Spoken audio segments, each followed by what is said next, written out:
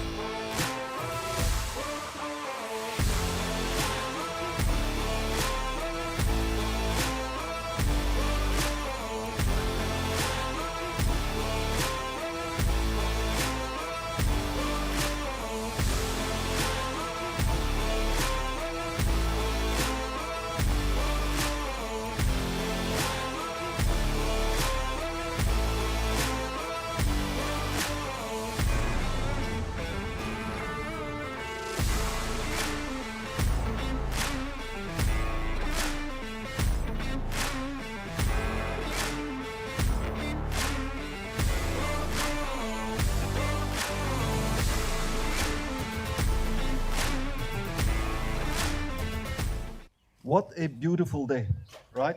So who was here in 2019? So we're 2024 now, and in those years we had about 300 people, right?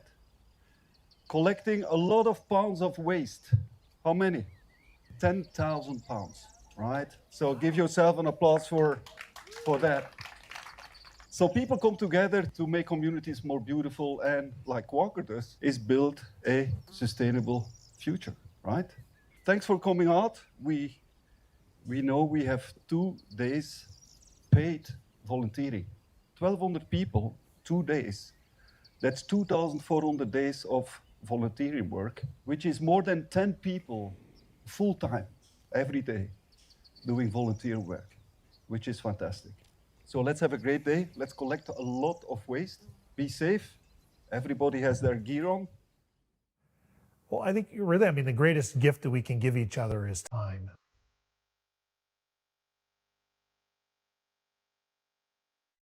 It's really a part of Walker's DNA, and it has been since we first started in 1887. It's a great way to create a connection in the community in which we live and work. And I think we recognize at Walker that there's a real need to care for our community to be able to create meaningful impact and honor our promise that we have of building a sustainable future together, and that word together is really important. Niagara's a great place to volunteer because it's such a unique place with a huge diversity of possible experiences.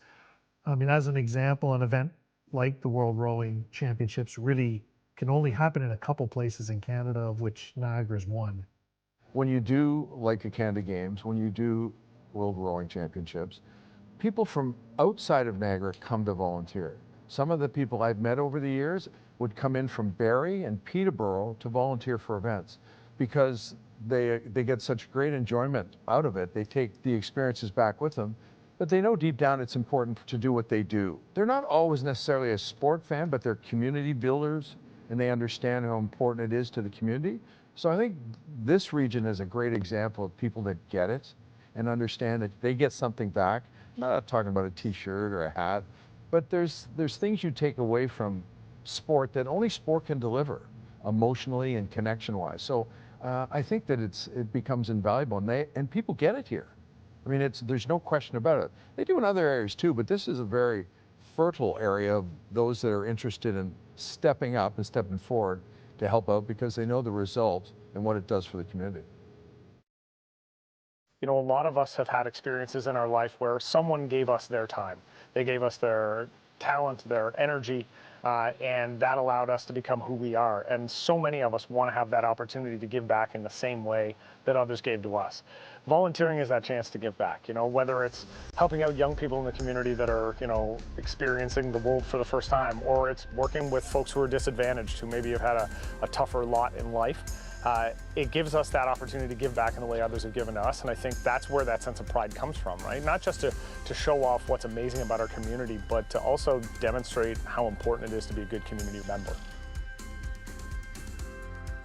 So to all the volunteers supporting the World Rowing event, I know you're creating an incredible experience for our athletes and guests from around the world. You are making a difference, and we are thankful for your time and dedication. The Walker team is so very proud to be the official sponsor of the volunteers at the World Rowing Championships. We're very grateful to be a part of the Niagara community and really to all the volunteers supporting this event and creating an incredible experience for our athletes and the guests from around the world. Just thank you so much for offering a warm welcome from Niagara.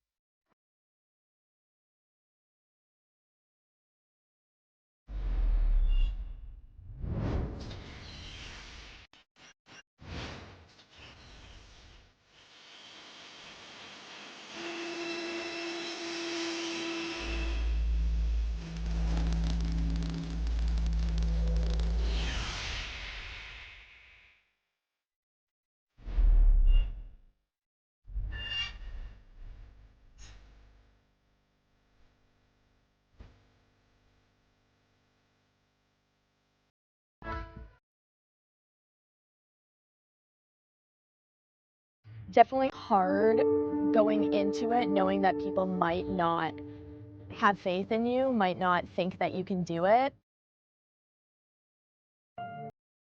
I've really had to work to overcome that misconception, those stereotypes. I've had a lot of coaches who kind of said to me, like, we can't really take you on as an athlete because of your impairment. You can't do the same things as your teammates. It's holding the team back. I've been called a liability.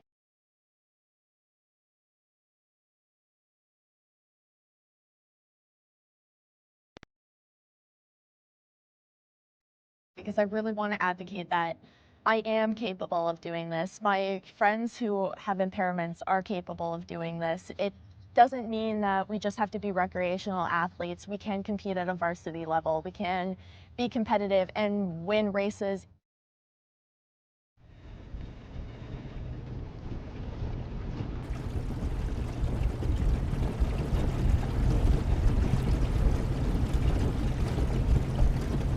With sweeping, you have to be a lot more, like, put a lot more emphasis on things than you would sculling. If you're at a U23 senior level, you can start being a little bit more strategic in how you place the blade.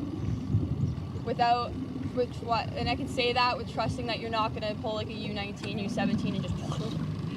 The steering is primarily like a timing and like a tech problem. We'll figure it out. I'm Biancaniello. I'm from St Catharines, Ontario. I've been rowing for about 6 years now. I row for Brock's team and I row for the St Catharines Rowing Club. I was born with a genetic condition called oculocutaneous albinism. It affects the pigment and the melanin in your skin, which plays a big role in the development of your eyes. And so because I have that kind of delay in pigment, my eyes did not develop correctly, and hence I am visually impaired. So my vision has affected me my whole life. I have depth perception issues. I have very big fatigue. I had a hard time seeing the ball when I was playing soccer, following along in a dance class. And so I was kind of looking for something new to keep me active, and one of my neighbors was very into rowing at the time, so I did like a learn to row camp and I just loved it. So when I transitioned from elementary school to high school, I signed up for my high school's rowing team, and I just have been going ever since. I've enjoyed it so much. This team has been really good. I've had really good experiences with my coach, Liz Iannese. Probably the reason why I've stayed in the sport is because I've had her support for so long from a coaching perspective. She's always been willing to put me in a successful spot, push me to my limit, just like she would any of her other athletes. When I started rowing, I looked for athletes who were like me, who had similar impairments, because they don't advertise that the same way they advertise other athletes that most people look up to in their sport. One of the first ones that I really did look up to was Victoria Nolan. So she's another visually impaired athlete. I've always looked up to her from like a bystander point because of how she's persevered in the sport and pushed herself even through vision loss. I was able to see a lot of the things I've gone through her, and that was really nice. And she's just a great person. When I've talked to her, she's so kind and so willing to give support.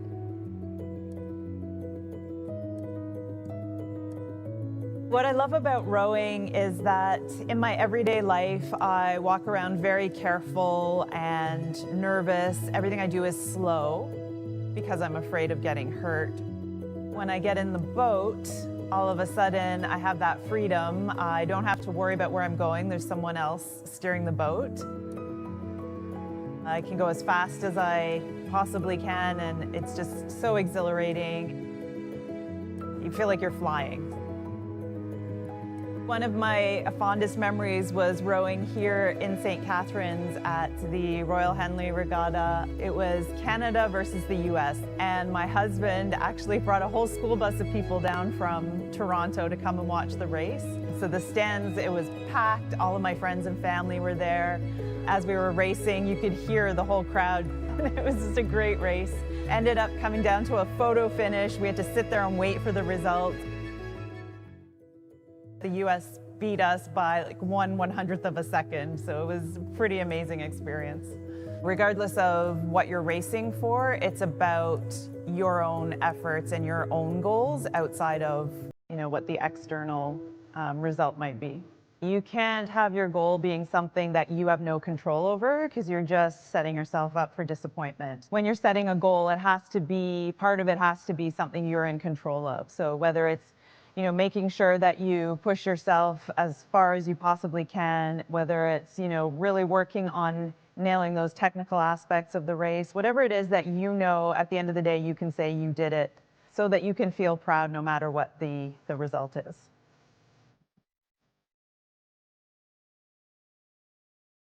From an athletic standpoint, I'm trying to prepare myself for my university season, hoping to be the fittest I can be for our training camp and selection process. From an advocacy standpoint, I'm trying to just implement more para races where I can. I'm trying to advocate for para athletes to be included. So for me right now, my goal is our Ontario University Championships. I'm trying to make sure that we have an event for para athletes, that our race is set up and accommodating. I'm also trying to get that at our national championship, have that population show up and show that we can be competitive and we can do something hard like this.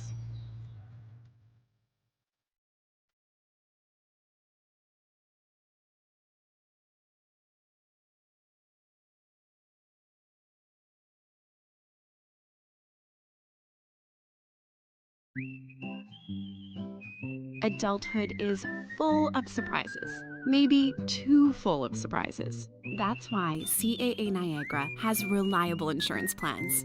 Be ready for the unexpected expenses with home, auto, life, travel, and pet insurance plans.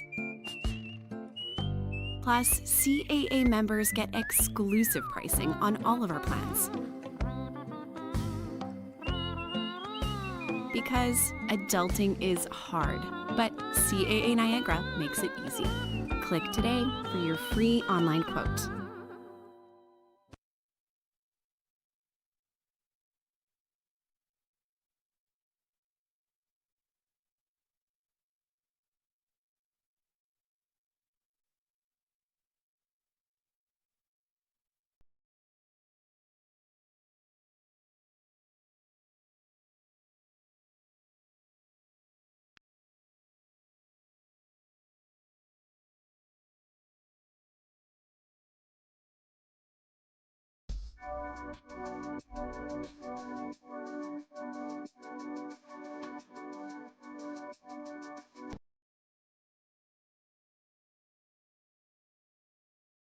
At Genesis Niagara, the most important feature in every Genesis is you. Designed with the simple idea that the experience of owning your Genesis should be as exceptional as the vehicle itself. It's about valuing your time, respecting your lifestyle, and making things effortless, and building a relationship based on trust. Genesis Niagara serving Hamilton, Niagara, where you are at the center of everything we do.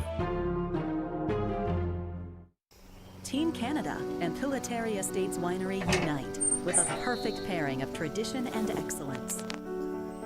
Deeply rooted in pride, respect, and the pursuit of greatness.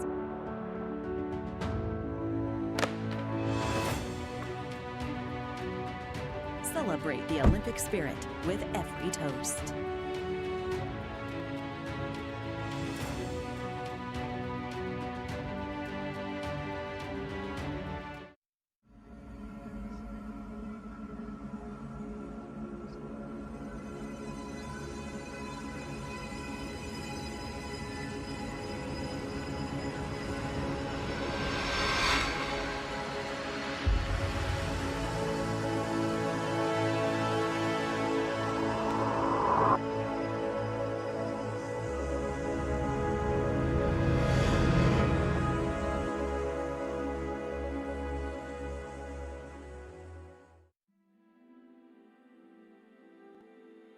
So I started Ridley back then. The earliest you could start was grade 5. So that was in 1987. So I started in grade 5 and continued through. I started rowing. A friend of mine in grade 7 wanted to do the rowing camp. And then in grade 9, when you could start rowing at Ridley as a sport, one of my friends told me that we needed some more girls on the rowing team. So I came out and started then. Back then, we didn't row in the fall. We started with indoor training. So it was a lot of rowing ergometers, strength training. I remembered it was really, really hard. But then when we got on the water in the spring for the racing season, it all kind of came together. So I rowed throughout high school and I loved it. And that was part of my decision making for university. I wanted to continue in university. So I went to Western and continued rowing throughout my university degree, and I loved it. And that's where I also started coaching. So I started coaching for a local high school there that some girls were looking for a coach. So a bunch of my teammates, we decided that we would coach a high school team there. You learn a lot. It was kind of trial by doing. So it was great. The student athletes that we were coaching were great, and we had really supportive coaches of our own who helped us when we needed help. But it's how I learned, how to rig boats, drive a trailer, everything from putting in entries to regattas. And the team was very new too, so we were teaching them basically from scratch. And although I really enjoyed it, I kind of wanted to come back. And at the time, Ridley was also looking for a women's coach and had asked actually a couple of times if I was interested, but I had other coaching positions. So when the timing was right, they were looking for a coach and I was interested. So 11 years ago. There were a few big changes. Number one, it became like a full year sport. When I was a student here at rowing, we didn't do fall rowing. It was indoor training, winter training, and then the spring season only. When I started coaching here, it was a full year. So we did fall regattas, fall training, so it was year round. The other thing was when I rowed here, there were a lot of women rowing, girls rowing at the time. And when I came into this position, the numbers had reduced quite significantly. So one of the things that we've been really working on is trying to increase those numbers again. It's been going really, really well. Last year, I think we were just under 30, which is, for kind of our size of school, a good size program.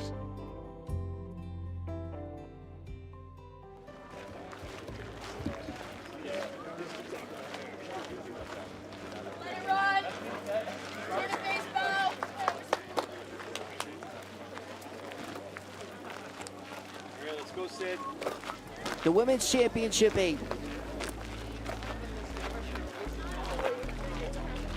The Brock University 25th Anniversary Trophy Final.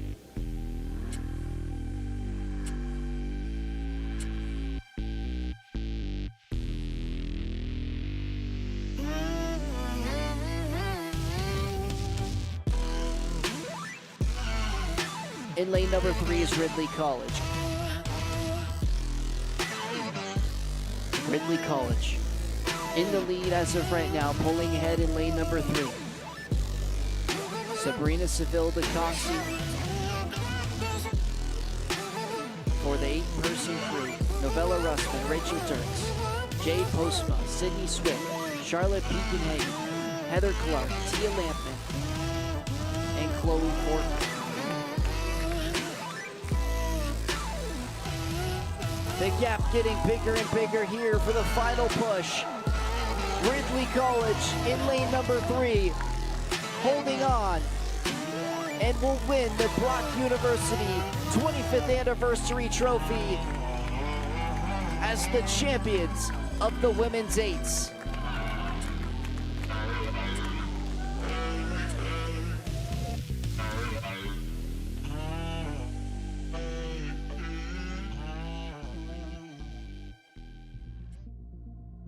I think we are intentional in trying to support all of the programs. So the men's coach and I work really well together. Like, for example, this summer we're team coaching a Team Canada boat. They were looking for a place to host the girls' sweep project, as they called it. And so together with some other school coaches, we put our hand up to say we would host it here at Ridley and in St Catharines. We didn't plan on doing it this way. It was not really, we kind of thought our athletes would go through selection and then move on to, you know, be with their team and coach somewhere else, but didn't work out that way. So it's been a really positive, you know, we kind of realized that, oh, wait a second, this is actually a great place to host it. We've got the Henley course, which is going to be hosting the Worlds. We have all the facilities here that we need. It's been really collaborative with the other school coaches in terms of, you know, building a program and bringing in the athletes. It's been great.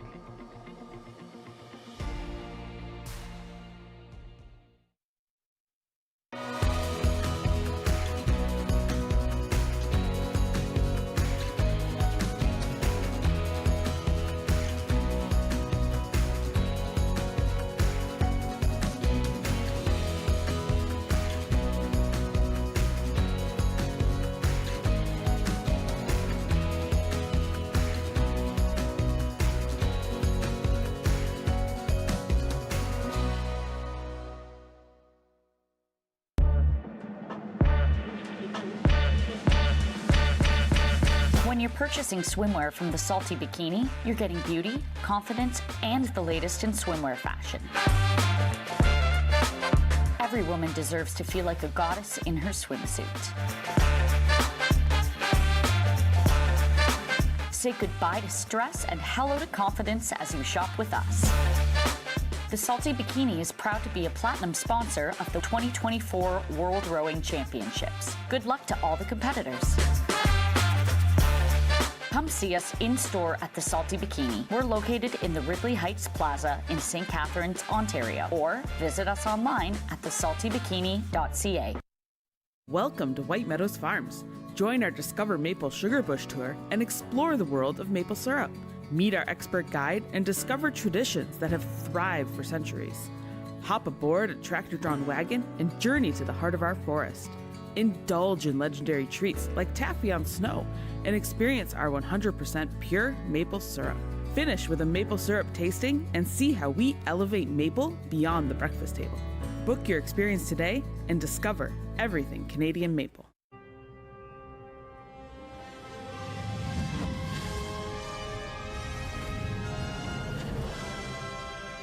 The universe does it with a big bang.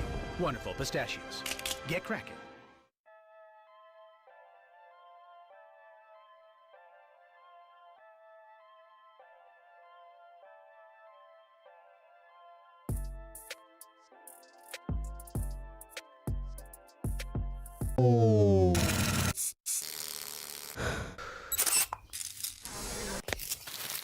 Niagara College Ball.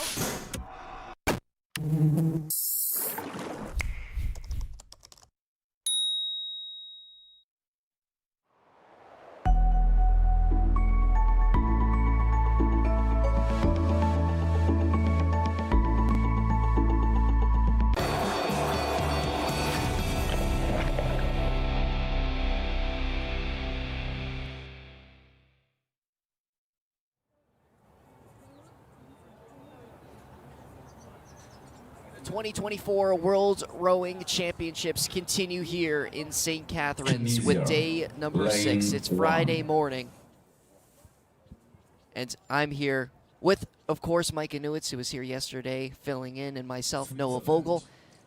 And looking at some of the medal winners. It was our first medal day from yesterday. The U23 Coxed 4. It was New Zealand taking home gold, and they are currently sitting overall in the medal count in second, just behind Germany, United States in third, Great Britain in fourth, winning gold, as well as a bronze in the women's divisions yesterday. Canada, no medals yet so far. They'll look to do that later today when we begin with more finals at around 2 o'clock when we begin with the U23 women's lightweight single sculls. To start off this morning will be the B finals for the U23 women's lightweight single sculls.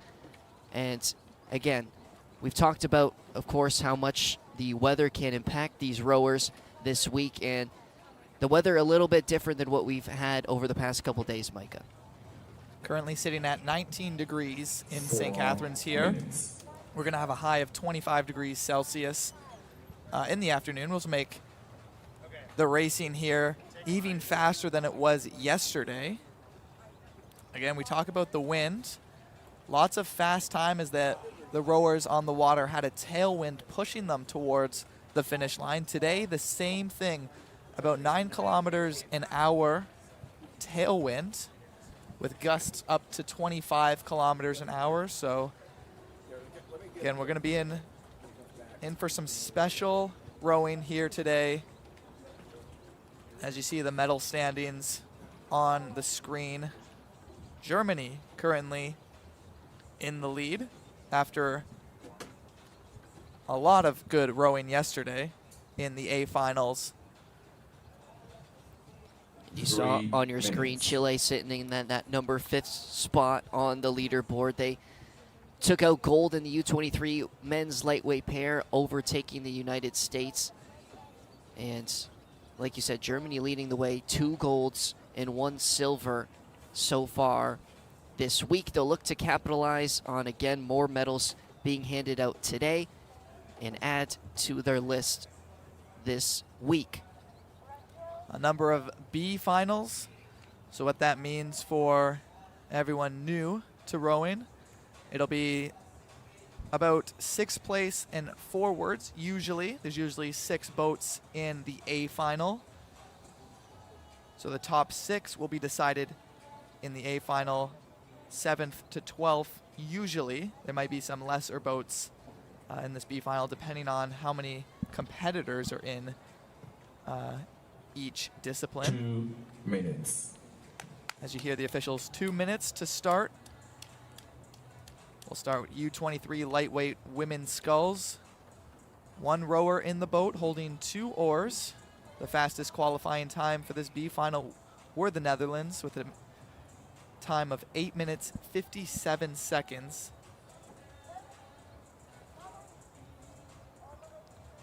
taking a look at the start list for Final B number 1. Of course, there is only one B final. The A final coming later today for the U23 women's lightweight single sculls. You see on your screen there from Tunisia, sitting in lane number 1. Beside her, Laura Villager from Switzerland in lane number 2. Lane number 3, Clara Galfrey from Argentina.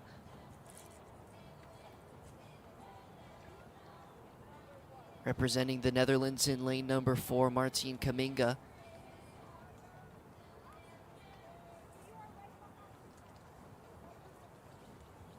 And in lane number 5 from Uruguay, Nicole Yarzan.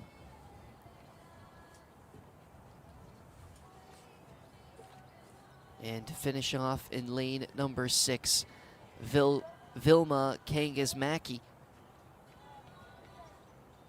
for Finland. So all 6 rowers ready for the takeoff of the U23 women's lightweight single sculls B final.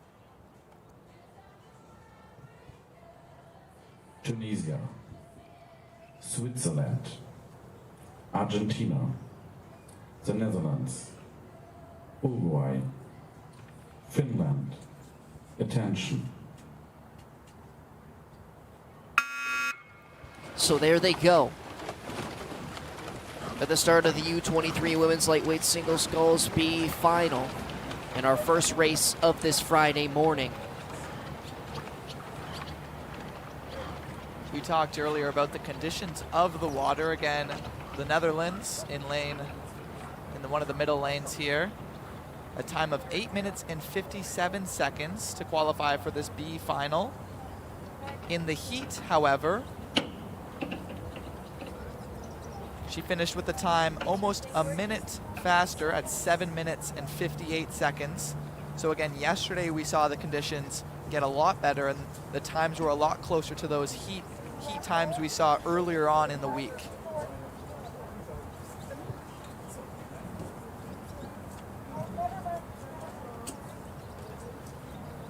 As the stroke rate comes down to more of that race pace we see throughout the majority of the 2,000 meter course. Argentina, Uruguay, and the Netherlands, all within 5 meters of each other. Brazil, lane 3.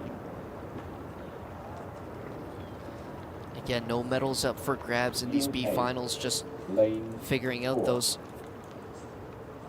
top 12 positions after of course, the A finals, which will come later today. It's still such a great experience getting to race against different women here internationally, on international waters here in Canada. Only the second time these rowers would have had a chance to race on this course. The last time was 25 years ago in 1999.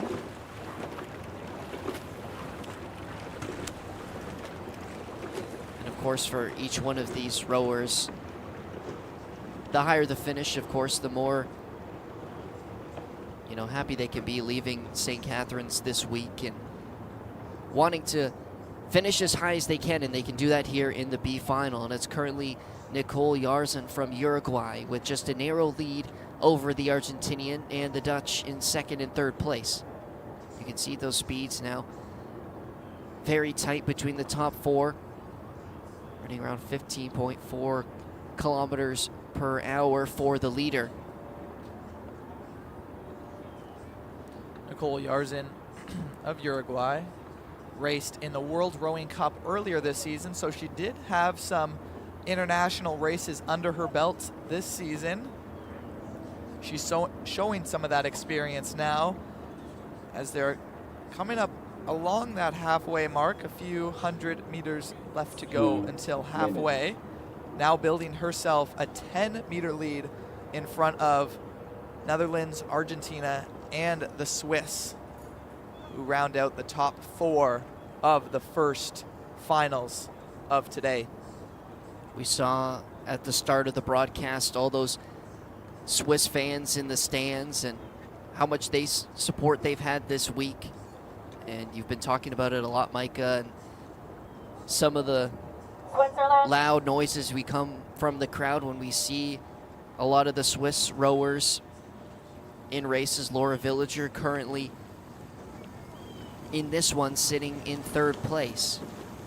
It's been one of my favorite things to witness this past week is just how well the Swiss travel for these events. You hear those cowbells once you get to about that 1,600 meter marker in the course. And they really do save their voices, but those bells are extremely loud once you get to the end of the course. The Argentinian Galfrey has really fallen off pace here, now sitting in 4th after the 1,000 meter threshold. And Nicole Jarzen now almost 3 seconds above 2nd place in the Dutch Kaminga. Very strong and smooth race so far from the Uruguayan.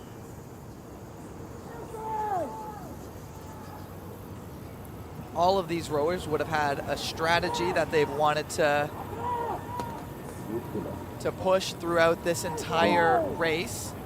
We usually see a piece put together at that 1,000 meter mark. So what I mean by that is, as soon as they see the 1,000 meter marker off to the side of the course, depending on their strategy, they might put together a 20 piece where they row 10 for power, 10 for technique, and then find themselves in a better position, hopefully, than when they started that at the halfway marker. Right now the Swiss 13 meters behind, Netherlands 10 meters behind, and then Nicole Jarzen still in the lead from Uruguay. And again, just like the non-final races over the past week, races following halfway through the race before. So the men's lightweight single sculls has already got underway as these ladies hit the 1,500 meter mark in the women's lightweight single sculls. For the U23 division, the B final currently led by the Uruguayan. But the Dutch Kaminga has now shortened that distance between her and 1st place. 3 meters now between the two in front. Before this race finishes, let's quickly touch on the Finnish rower here. Coming back to this World Championships after rehabbing a back problem that required a lot of mental strength to overcome. Again, the adversity that these athletes have faced to make it to these World Championships cannot be understated as we reach the last 300 meters of the first race of today. Martine Kaminga has now overtaken the lead from Nicole Jarzen. Had the fastest time going into this B final, and now inside the final 250 meters here, extending her lead more and more. We talked about strategy she would have had to put a piece together for this extraordinary finish right now. Around that 300 meter mark, she is now upping her speed, now almost up to 16 kilometers an hour, 12 meters in front of 2nd place, looking to secure that 7th place finish here at the World Championships in 2024. Martine Kaminga, a really clean push in this final quarter of the race. And she has now extended her lead to over 20 meters on the Uruguayan, nearing in on the final 50 here. Martine Kaminga of the Netherlands is going to win the U23 Women's Lightweight Single Sculls B final. A tight race for 2nd. It looks like it will be the Uruguayan and the Argentinian to finish in 3rd. With the final time for the Dutch rower, 7:45.99. Bettering her qualifying time in the B final. Yeah, so the qualifying time there, 8 minutes and 50 seconds to get into this B final. cut down by a minute here. You can just see the water conditions. The weather is shaping up to be a great day for racing here in St. Catharines, Canada, and that's what you want on finals day. You want teams to be moving fast, moving tightly together. It seems like that's what we're going to be getting, as we were spoiled all week. Nothing different to start off this Friday morning. So just the beginning here as we continue our live coverage of the 2024 World Rowing Championships. We're now into the weekend portion and finals galore over the next 3 days. And you can see the final times of the first final this morning for the B final of the U23 women's lightweight single sculls. Martine Kaminga will finish 7th in this event, with the A final coming later today. This will now take us over to what has already begun, is the U23 men's lightweight single sculls B final. You can see the start list on your screen there. And already nearing in on the 1,400 meter markers. You see their start here, which we just missed as we were covering the women's lightweight single sculls. Switzerland in lane 1, France in 2, Brazil in 3, USA in 4, Peru in 5, and Bulgaria in 6, closest to the camera. USA already had, or has, a few medals under their belts from yesterday. Looking to add to that today, not in this race, as it is the B final. Tim Parsons of the USA in the lead by a wide margin, about 20 meters over the Swiss rider, Ino de Coupe. And then after that, 30 meters behind is Sandro Gardella Bozo of Peru. Then the French riders slightly behind him to round out the top 4. Quite the lead here for the American, nearing in on the final 300 meters, 26 over the Swiss rower. As it grows, you see the speed difference consistently at the highest in the finals right now, pushing himself, proving to himself that next season he'll be in that A final in contention for a medal here. An amazing race right now by the American. Timothy Parsons has held on to first ever since the halfway point and is now 30 meters in front of second place with 150 to go. His biggest goal this season was to qualify for the U23 Worlds, and he did that, and is now looking to get a 7th place finish in the U23 men's lightweight single sculls. After missing out on the Olympic trials in the lightweight men's 2 scull, the double scull, he switched from a team boat to a single here for this World Championship. And he's got heart, and he's got hustle here, winning the B final. Well, that switch has really paid off for Timothy Parsons, as he will come across the finish line in first. It'll be the Swiss to follow in second, and in third place, the Peruvian, to round out the top 3 of the U23 men's lightweight single sculls B final. But the American, with a speedy time of 6:59.25, wins race number 2 of this Friday morning.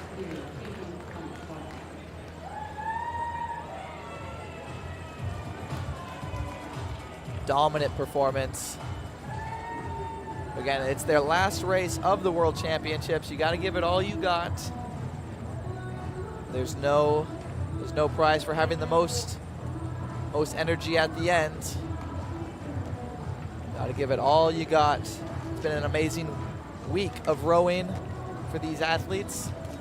Topping it off with a win is the American, just under 7 minutes. So Timothy Parsons wins the B final, and he'll now move over to the start of the U23 women's double sculls B final. And as we catch up with this race, we Want to let everyone at home know the Irish in this race will have to withdraw after Holly Davis was unable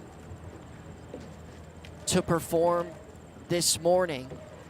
And a really unfortunate situation for Ireland in this race for the U23 women's double sculls. So only the 3 boats in this race. Yeah, we wish her the best as she gets better from her sickness, her illness of what she's feeling right now. Really unfortunate that she can't be rowing here this race to finish off her week at the World Championships. We wish her the best and get well soon. But right now it is a race between the British and the American. Almost nothing between the two. USA picking up speed now, just over the halfway marker. Great Britain now 3 meters behind the USA. Paraguay 36 meters behind the 2 leaders there. The stroke rate per minute, 38 strokes per minute from the United States. Great Britain falling just slightly behind. Now down to 6 meters. We've really seen the United States today put together really good races. I think they understand the course, understand these conditions very well, and they're putting themselves in a great position to win races. Great Britain now 10 meters behind. Will have to put up an amazing sprint to catch them here on the last quarter of the course.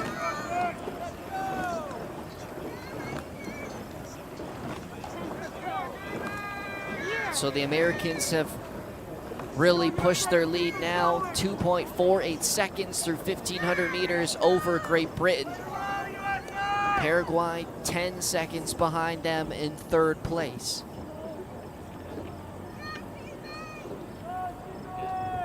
Paige Wheeler, Ellie Van Houten for Team USA in the U23 women's double sculls B final.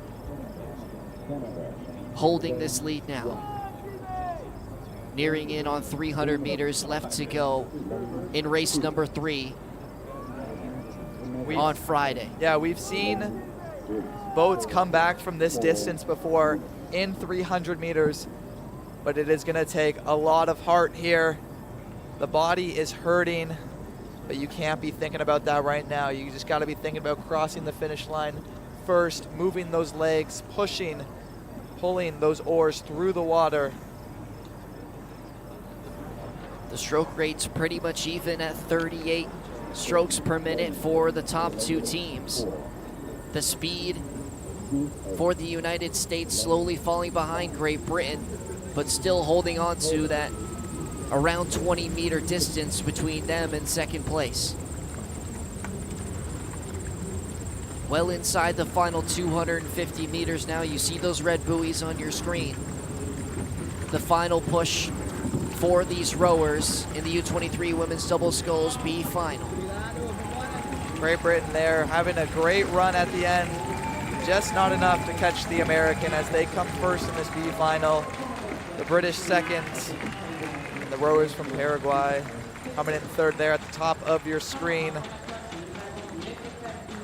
The Americans had a great strategy pulling away from the British around that halfway mark, 1,200 meters. The British thought they could catch up to them right at the end there. A little late on the push though, falling behind 13 meters to finish through the line. The United States will win the U23 women's double scull B final. Great Britain in 2nd, Paraguay in 3rd. And for Paige Wheeler and Ellie Van Houten, a great way to end this week in this event at the 2024 World Rowing Championships here in St. Catharines. Here on the Henley Island, bringing you the live commentary, myself, Noah Vogel, alongside Mike Inuits. And for the United States, a really strong race. Through each 500 meters, we're very consistent with their times, around 1:43 to 1:46. and finished with a time of 7:02.94. Now for the men's side of things, the U23 men's double sculls B final. Race number 173 of the 2024 World Rowing Championships. As we catch up with these rowers around the 1,200 meter mark, with Germany currently in the lead.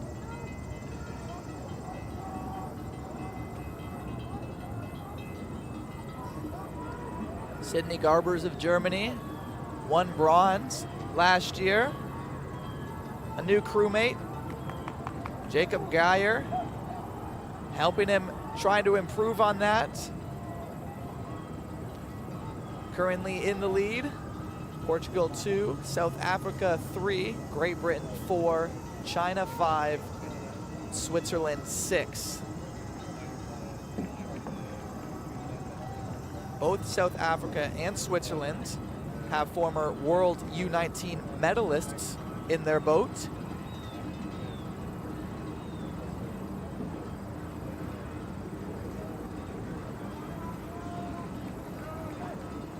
For the Germans currently leading, we saw them in the qualifiers and were unable to make it to that A final, but looked very strong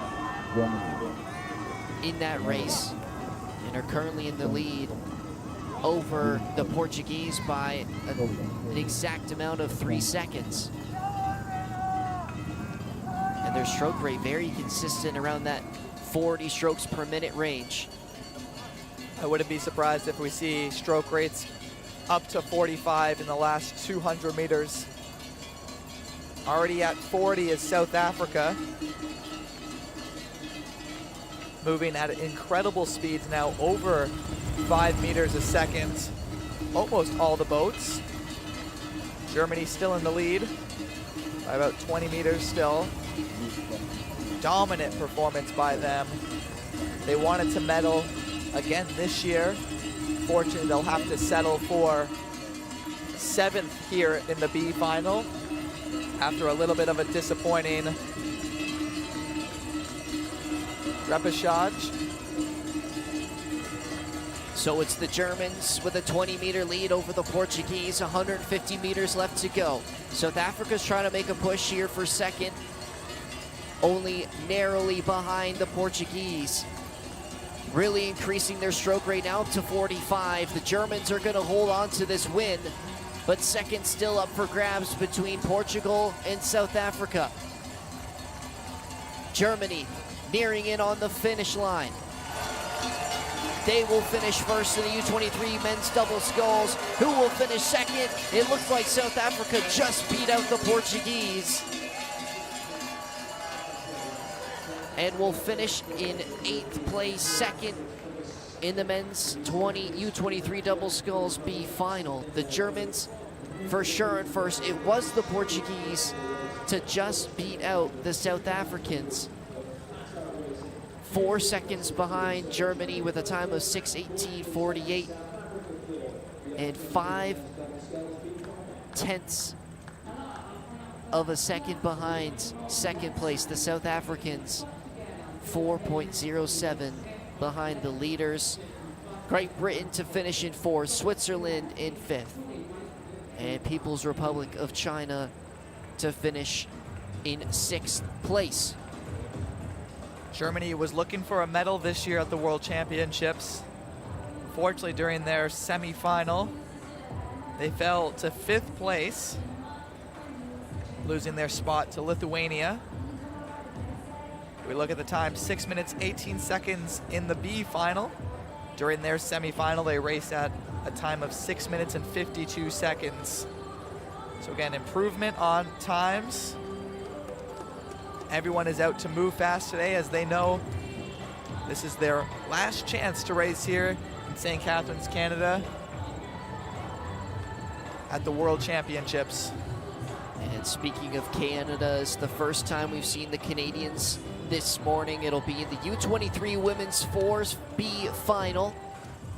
As we take a look at the start of this race, we'll catch up with them around the halfway point. It's Canada starting out in lane number 1, Germany in lane number 2, the Netherlands in lane number 3, Spain in lane number 4, United States in lane number 5, and Poland in lane number 6. It's very, very tight near the top 3. The U.S. currently holding a narrow lead over Spain in second place, the Netherlands in third, Poland in fourth, Germany in fifth, and Canada sitting just behind them in sixth place.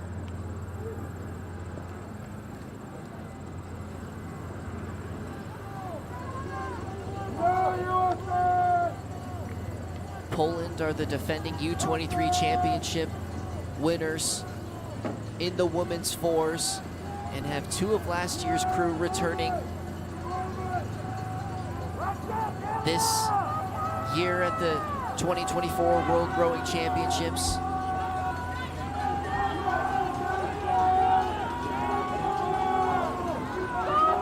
We're unable to qualify for the A final, but final B. It's the Americans still out front, just ahead of the Dutch in second place. Poland had a time 10 seconds worse than they needed to have to qualify for the A final. Again, when you add new rowers into the boat, you all have to find your rhythm, your timing, how you work together all over again.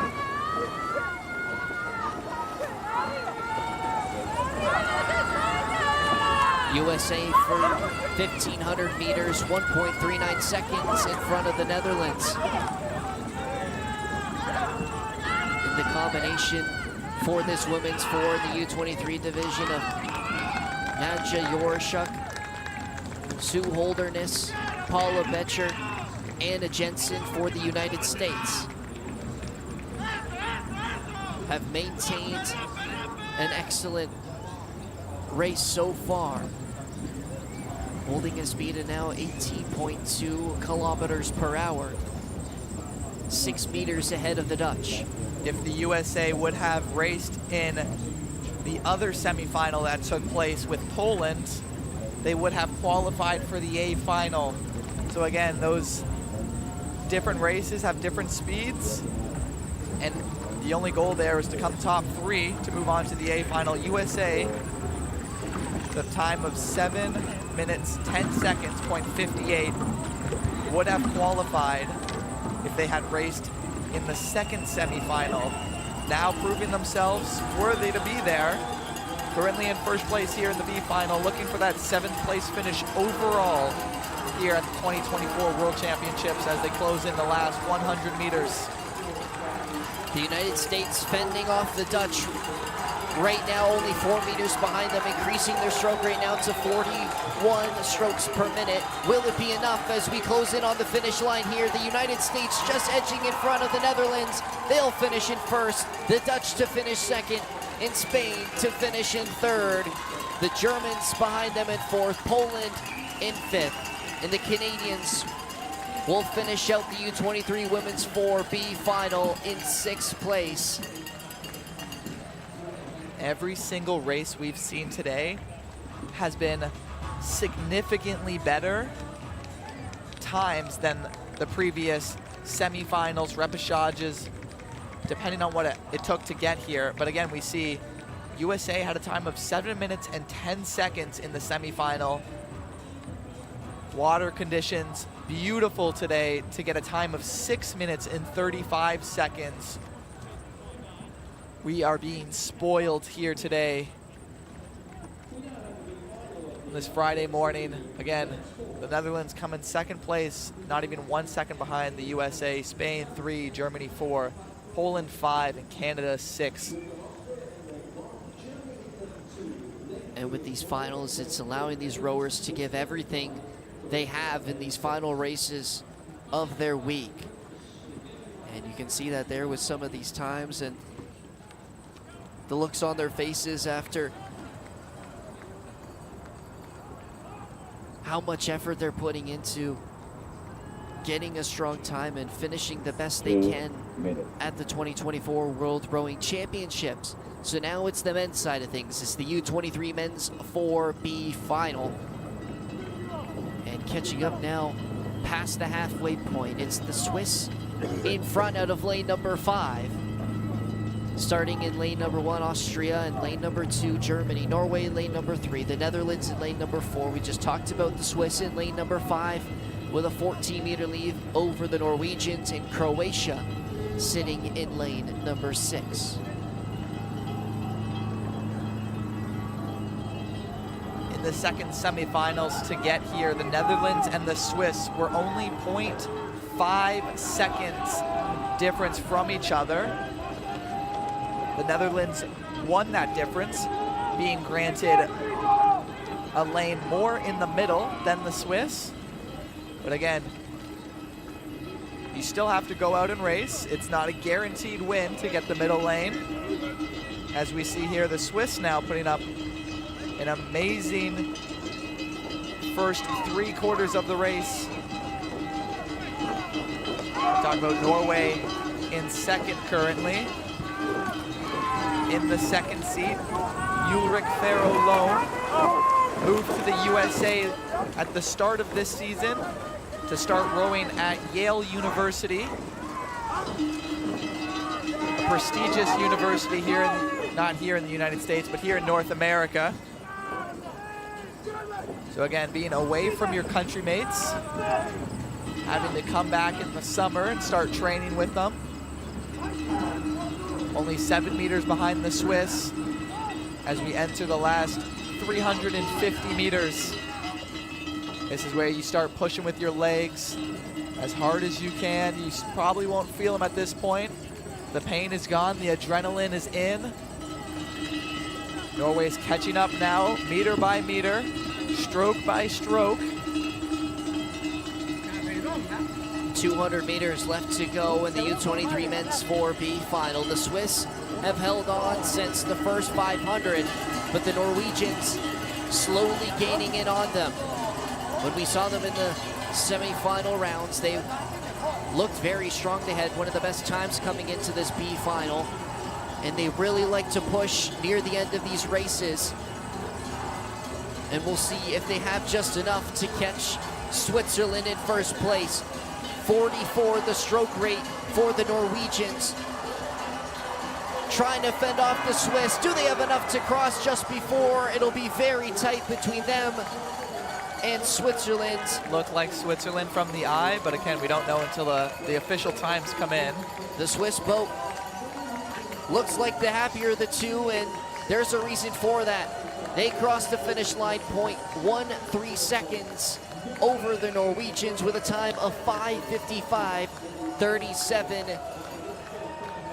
Norway to finish in second place.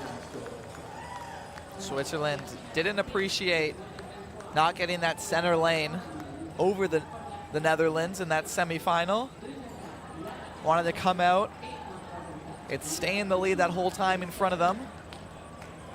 Netherlands came third, 6.5 seconds behind the Swiss. But the Norwegians really turned on the jets in that final sprint. Just missed out on that first place in the B final, but an amazing finish to their season. Norway was as much as 2.86 seconds behind the Swiss in first place. And just come up short. Will finish second in the B final for the U23 men's four. Switzerland victorious, the Netherlands finishing in third place. And now we move over to the U23 women's lightweight double sculls B final with the start list for race 176 of the 2024 World Rowing Championship Regatta here in St Catharines. And starting out in lane number 1, only 3 boats in this race, is Mexico, lane number 2, Japan, and Guatemala in lane number 3. Speaking on lightweight division here, the rowers would have had to weigh in 2 hours before this race at 8:03. this morning. Again, the average weight in the boat cannot exceed 57 kilograms. As it kind of looked like Guatemala hit a little bit of a crab there. Dropped a little bit of time now, back in rhythm. But again, 57 kilograms. So for these rowers, you may have to drop weight a little bit and keep at that lean weight. The Japanese right now in the lead. Mo Shimi in the bow. Inaka Ino in the stroke seat.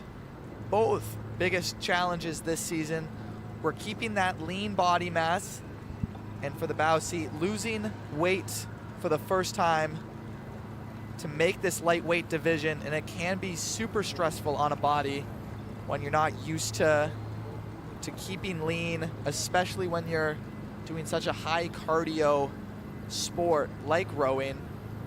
It's constantly eating enough to get back up to that weight, but not exceeding it to make sure you can race and not be disqualified.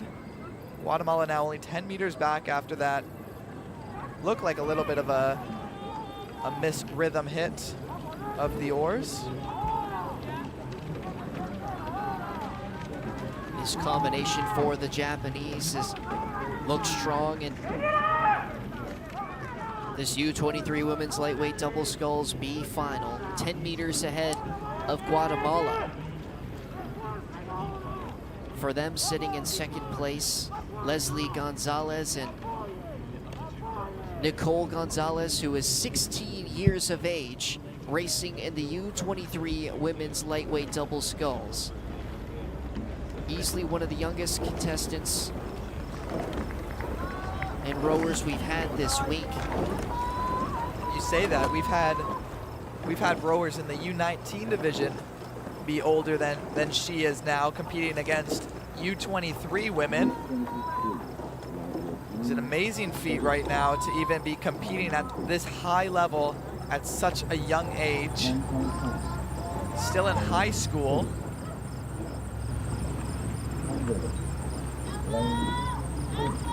The Japanese still holding a bit of a cushion between Guatemala and second place, 9 meters between the two.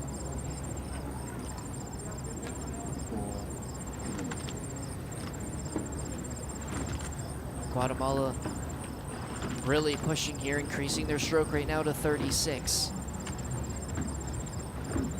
When you reach those red buoys, 250 meters left to go. All you're thinking about is getting to that finish line as quickly as possible, putting as much exertion into your legs as possible, pushing as hard as you can to get to the finish line as fast as possible. See now Guatemala slowly closing the gap, under 10 meters now, slowly going up. 150 meters left for Guatemala to try and catch the Japanese, who have led for the majority of this race. 8 meters between the two. Mexico 16 meters behind. May have one final push to try and finish in second in this B final, but it's the Japanese who look to be holding on in the final 50. Fending off the attacks from Guatemala will finish in first place. Japan to finish. Guatemala second, and Mexico in third place. The Japanese with a time of 7:14.24.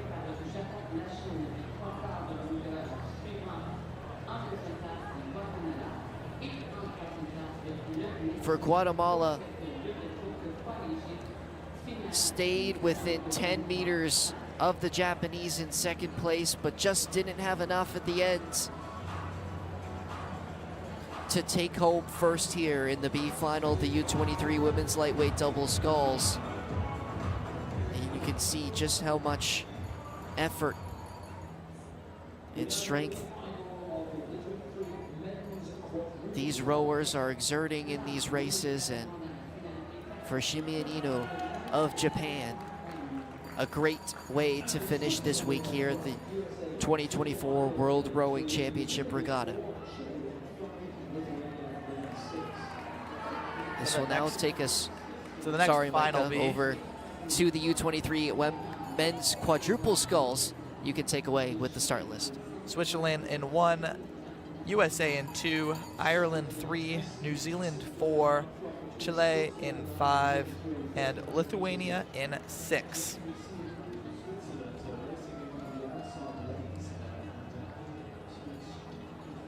A 2-horse race as it stands right now. Ireland's out of lane number 3 currently, just ahead of the Swiss in second place. Through 1,400 meters now in this quadruple sculls B final. Bastian Lopez in the bow of the Chilean boat. Started in 2017, his rowing career. Shortly after he took a break. And then back in 2024 in January, he started training again.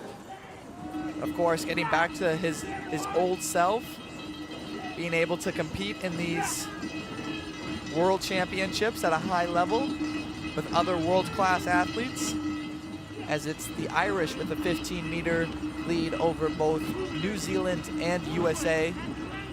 Switzerland, though, 5 meters behind in second place right now. You see the USA stroke rate extremely high as they prep for their final push. The crew for Ireland as they near in on the 250 final meters in this race. Shane Rafferty, Fergus Bryce, Donna Claffrey, and Fiona O'Reilly holding off the Swiss in second place.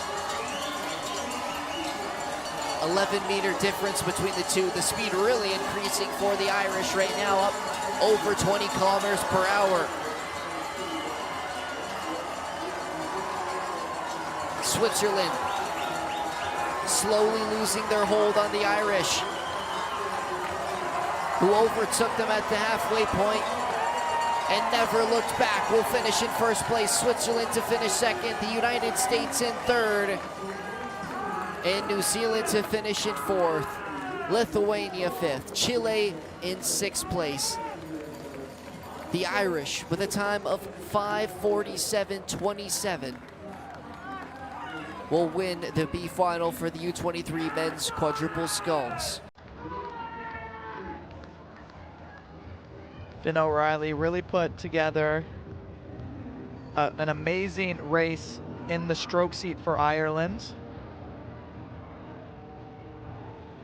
I'm sure he was thinking about their strategy all night. Rode it to perfection here today to get that B final win with his crewmates from Ireland.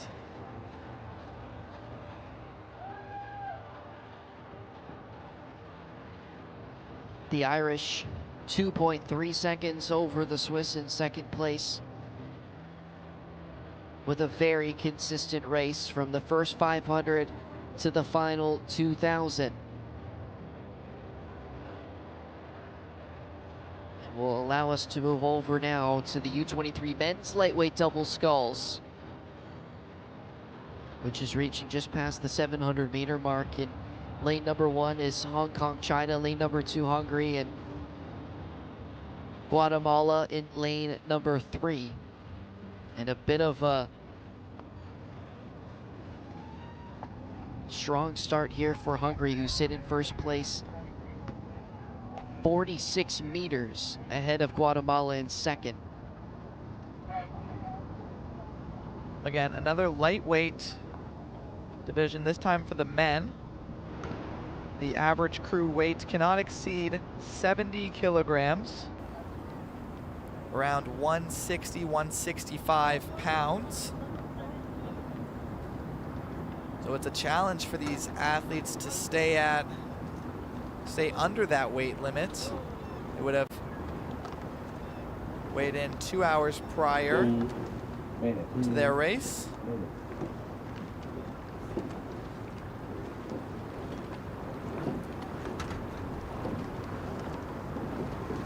Szolasi and Skizgeti for Hungary. leading now by 60 meters over Guatemala in second, 11 seconds over second place. You can see still how close it is between second and third. Hong Kong, China, and Guatemala right now. Only 4 meters difference from each other. Hungary has kept a very consistent stroke rate around 40 strokes per minute here and have held it through the first 1,000 meters. You see their speed now nearing in on 18 kilometers per hour. And they really took off the gates. Took off out of the gates, pardon me. And just continue to hold on to this very consistent catch and stride for the Hungarians through 1,300.5 meters.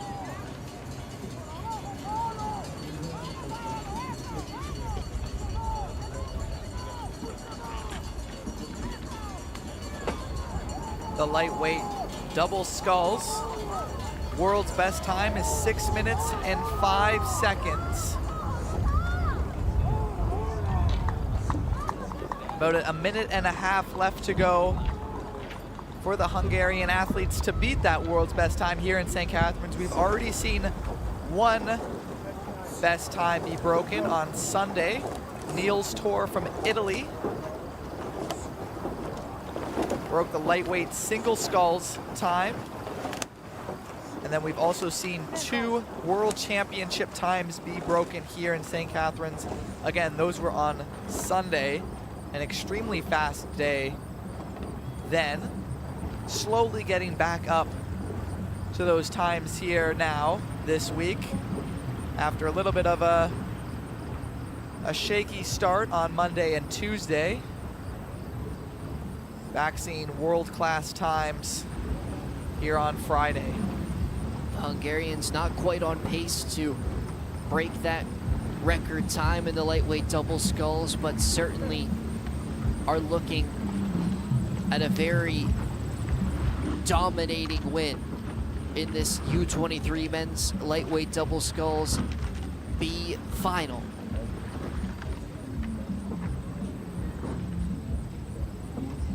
Again, you can see 18 kilometers per hour. Their stroke rate has stayed at 40 for the entirety of this race.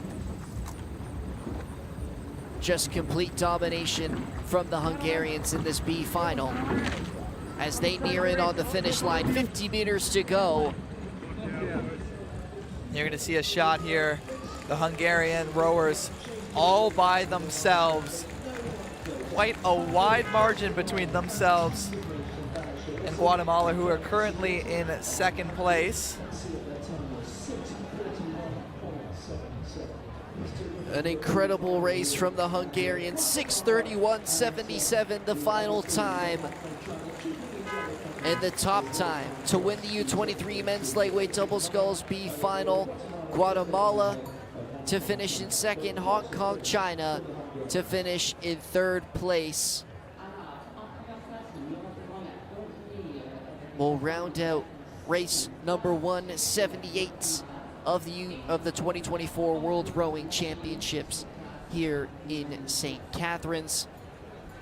The final times on your screen now for this B final. 6 minutes, 31 seconds. 25 seconds slower than the world's best time. I was rowed back in 2021 at the Olympic Games in Tokyo.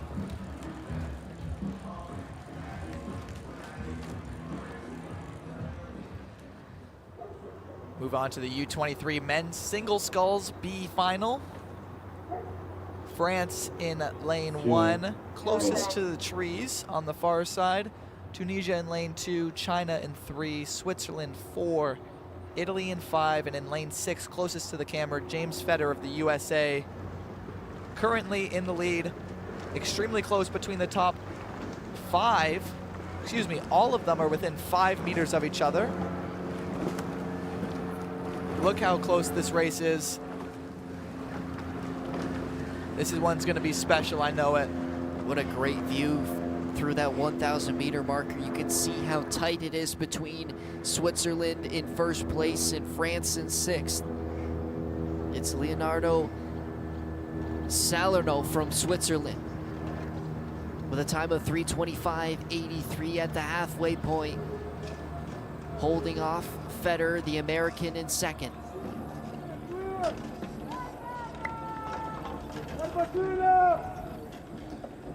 Fedi Ben Hamouda of Tunisia in that mix as well. You can see just narrow margins between the top three. China's really, really close behind them in fourth. It's anyone's race here in the U23 men's single scull B final. 1,300 meters has gone.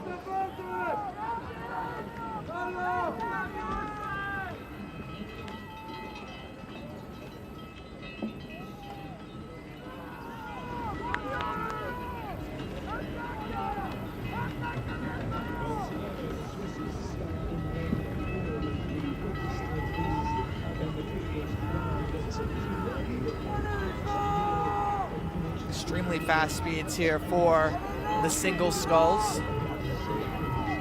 Again, being by yourself in the boat is a real mental challenge. You don't have anyone behind you or in front of you to really be cheering for you, communicate with you how well you're doing. You have to want this one, and it has to be personal for you to get to that finish line before your opponents.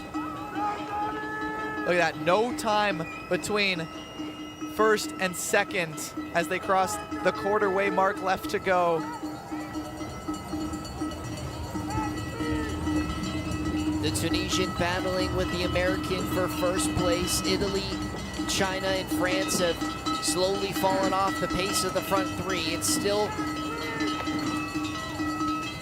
up for grabs here in the final 300-meter marker coming up. James Feder only started sculling last summer, improved drastically to be competing here at the World Championships in the U23 division, currently at Stanford University. An amazing performance by him as Tunisia's making a little bit of a gap, increasing that speed. Stroke rate now above everyone else at 38 for the Tunisian, Fedi Ben Hamouda. This is where that stroke rate, we're gonna see around 40 strokes per minute. Just pulling away now. USA needs to respond in the last 100 meters. Switzerland has to do the same as they round out the top three. 10 meters now difference between first and third. Salerno, Feder, and Ben Hamouda, the top three. It's the Tunisian in first. Now with a bit of a gap between the Americans, 7 meters between first and second place. It's gonna be the Tunisian to finish in first, the American to finish second, and the Swiss to finish in third place. And you can see for Fedi Ben Hamouda,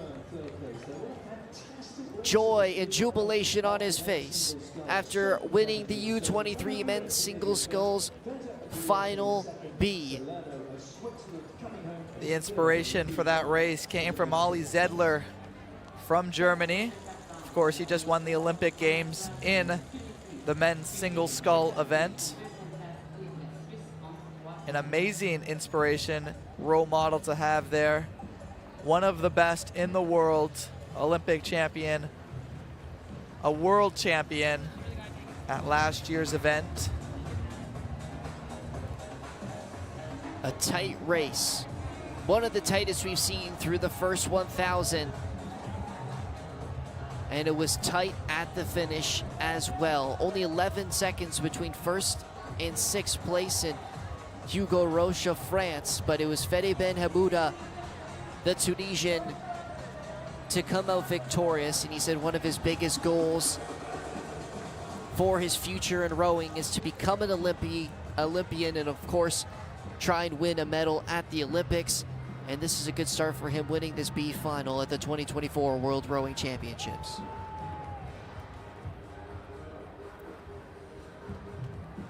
So this will now set up the women's side of things. The U23 women's single sculls final, the B final. And starting out in lane number 1 in the start list is Austria, lane number 2, USA, China in lane number 3, Paraguay lane number 4, Poland in lane number 5, and Finland in lane number 6. Catching up now with the leader, Nicole Martinez from Paraguay. Passing the 1,100 meter marker.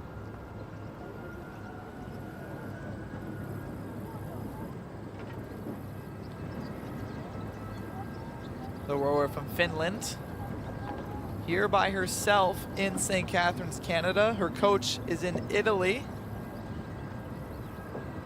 Again, different situations for these different rowers coming here in the World Championship. Some teams are a lot smaller than others across the nations. Of course, her coach, Stefano, the one who believes in her the most in her rowing career. Now in the B final for the women's single sculls is Paraguay in first, followed closely by the Polish. Really a two-horse race right now. You see on your screen the American Killian Mullen, and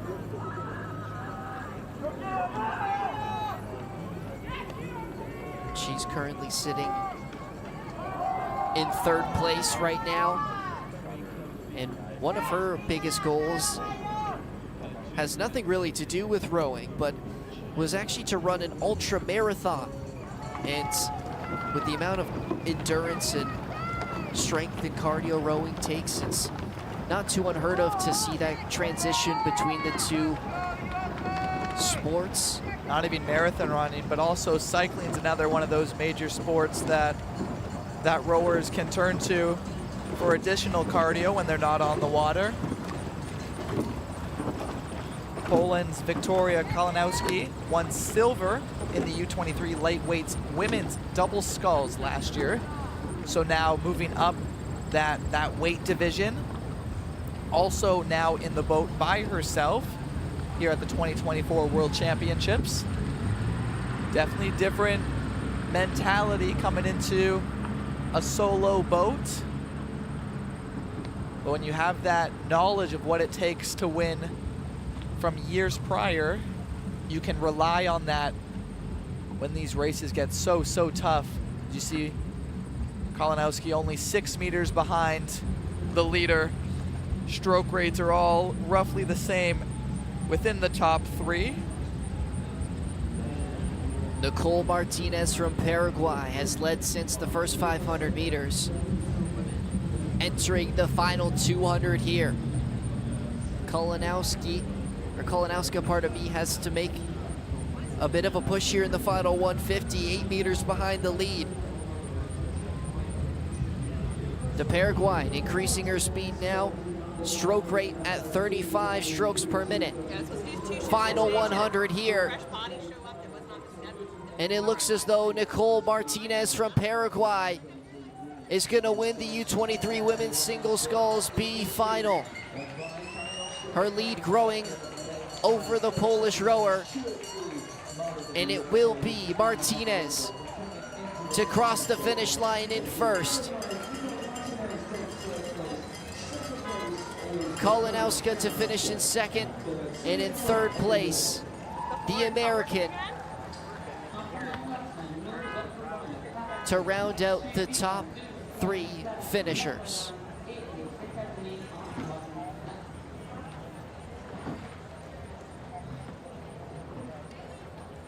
Nicole Martinez, see on the screen,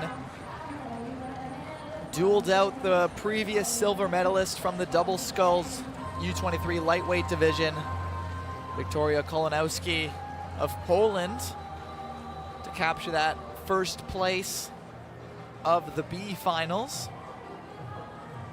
Again, the times we're seeing today are much faster than what we saw on Tuesday and Wednesday of this week. 7 minutes, 36.21 seconds was the time to beat, placed by Nicole Martinez. As we turn our heads to the junior division now, these races would have been decided yesterday in the heats, now in the repechages. For this race specifically, the junior women's pair, the first 1 and 2 finishers will move on to the final A. The remaining crews will go to the B final, a lot which we've seen this morning.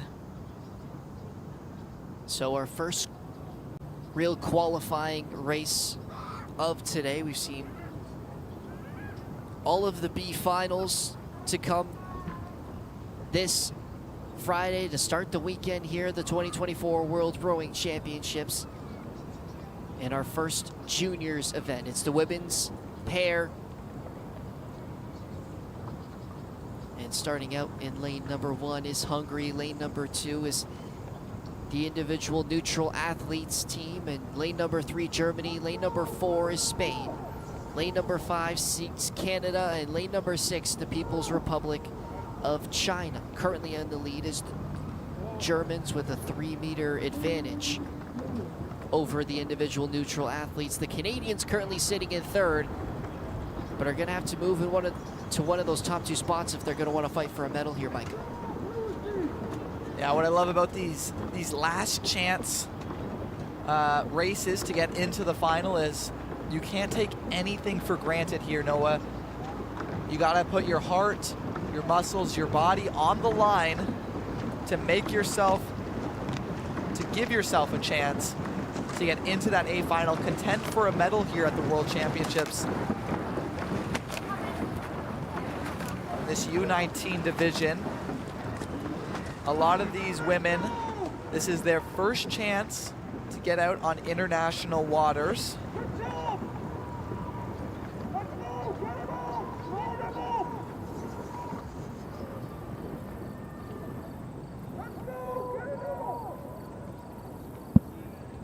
We see the Canadians, both 17 years of age.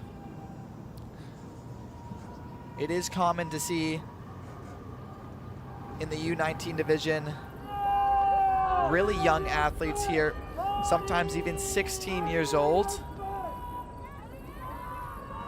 You can see the Canadians on your screen now. They are holding on by just a thread for the 3rd place position right now. But like we said, the only top 2 will move to the A final.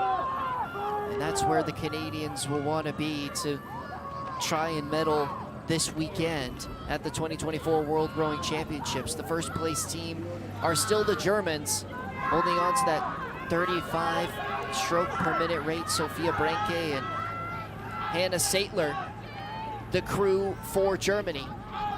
They won their nationals in Germany to qualify for this regatta. Again, it's all about beating your past time, sometimes improving on yourself, especially at this young age. There is so much to learn about the sport, how to improve, how to better yourself. And a lot of these athletes we see in the women's pair might not be in this discipline next year. They do play it year by year, season by season to see what's the best fit for them. Right now, they feel like, and their coaches feel like, this women's pair is the best discipline for themselves. Germany definitely, as they've opened up a 12-meter difference between themselves and the individual neutral athletes representing themselves here at the World Championship. China has really made a push here, now moving from 5th place to 3rd, sitting 24 meters behind the leaders and the Germans, who have had an almost perfect race through the first 1,700. 300 meters to go of the 2,000. Top 2 qualify to the A final for the junior women's pair.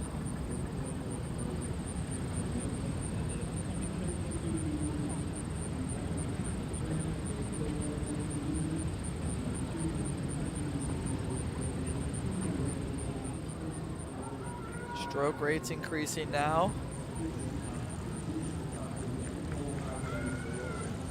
Rowers giving everything they have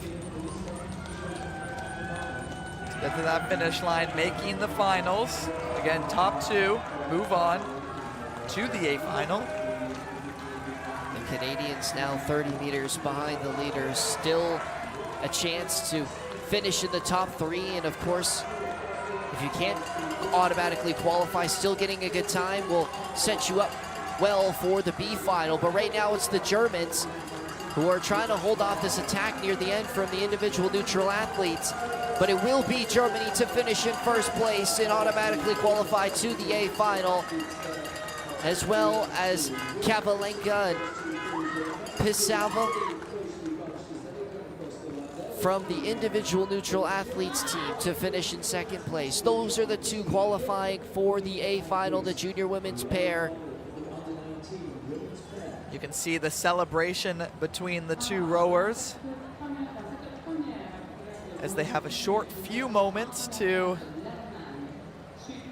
celebrate, as they will then focus their efforts to the A final and doing the best they can there in contention for the medals and the title of the world champion. The Canadians finishing in fifth, just behind the Hungarians by about 12 tenths of a second.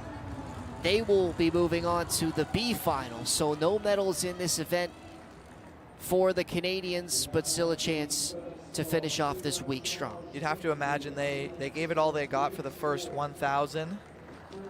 Maybe outdid themselves maybe a little bit too much, and they really did. Their stroke rate went down at the end when usually you see it go up. I'm sure their strategy will change as they go to the B final and give themselves the best opportunity to come 7th overall in the women's pair. Continuing with our second chance races, it'll be the junior women's 4. Again, the qualification for this, the top two qualify to the A final, the remaining crews to the B final. Starting out in lane number 1, Switzerland, lane number 2, France, lane number 3, Italy, lane number 4, New Zealand, and lane number 5, Chinese Taipei. It's currently New Zealand in first place.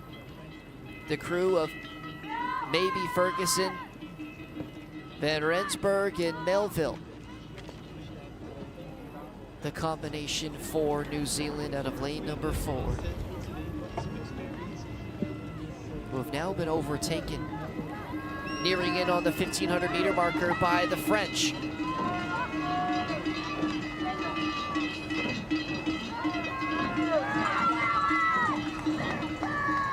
There'll be 2 repassages. Again, first 2 will move on to the final. So there's 2 races, 2 chances in each race to make the final in medal contention. As it stands now, close race between the top 3. France, Italy, and New Zealand all within 10 meters of each other. Entering the last 350 meters. Stroke rates are up. They're gonna hit to 40. They're gonna give it all they got to finish there in the top 2. 3 boats in the race. 2 positions to take away into the finals.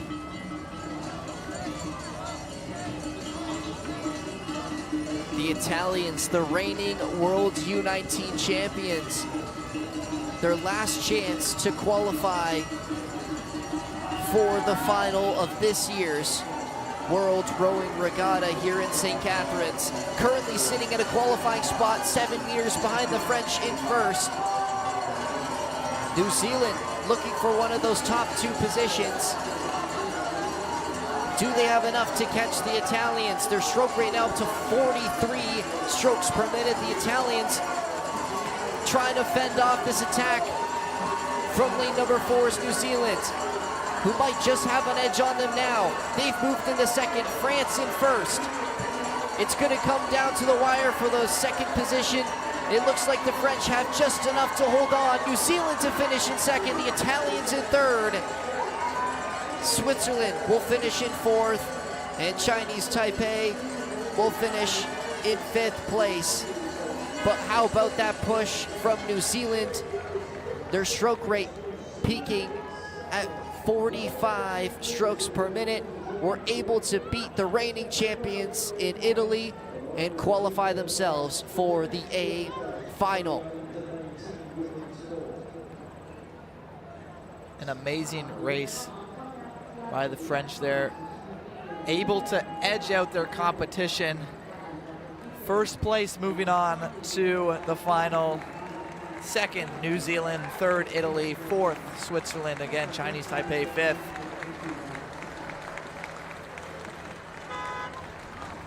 And there's the final boat to cross in the junior women's for repechage number 1 of 2. And our first 2 teams of the second chance races moving on to the A final will be France and New Zealand. As we take a look at the final times, France 6:43.76, New Zealand 0.41 seconds behind them, in Italy just beaten out of those top 2 spots. Only 11 seconds behind the U19 world's best time, and I would not be surprised if either in this morning session or this afternoon session we see a world's best time or world championships best time being broken here.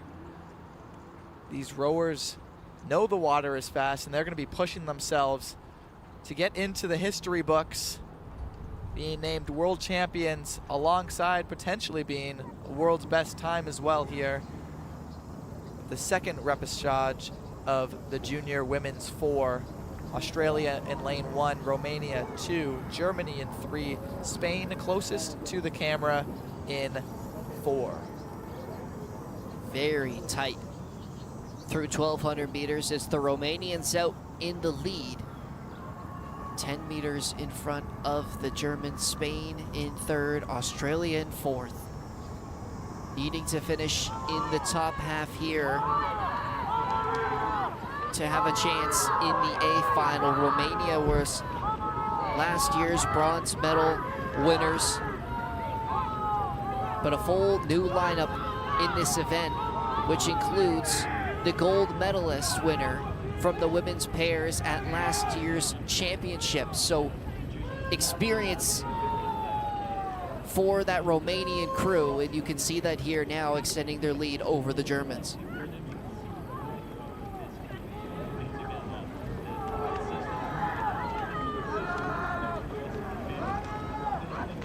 The entire German boat agreeing that the biggest challenge for themselves was to make this World Championships and qualify for it. So again, when you face that type of adversity, especially in Germany, who's known for being a very competitive nation in the sport of rowing, to represent them here at the world stage must mean the world to them. And doing well will mean even more being able to compete here for a chance to get into medal contention in the finals. The top 2 spots, the qualifying spots to the A final, currently held by the Romanians and the Germans.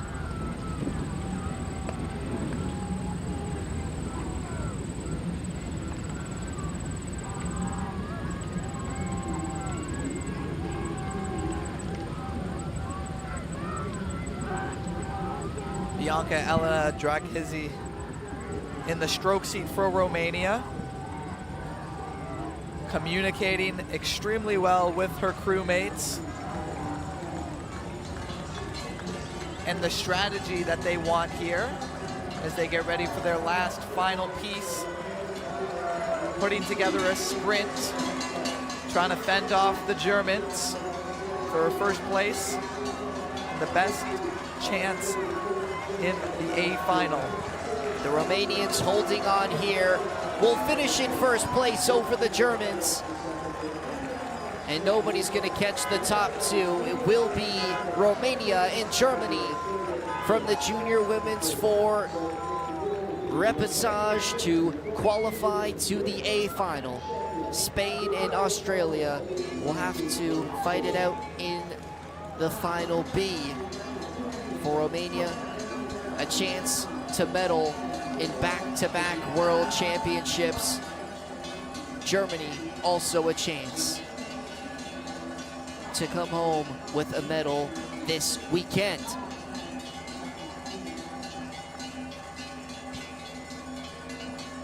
All of these rowers racing here in the World Championships for someone special. A lot of inspiration comes from family, friends, athletes from their nation, wanting to make as many people proud as possible with their last chance to be in medal contention. On the horizon here now is the men's 4 repechage.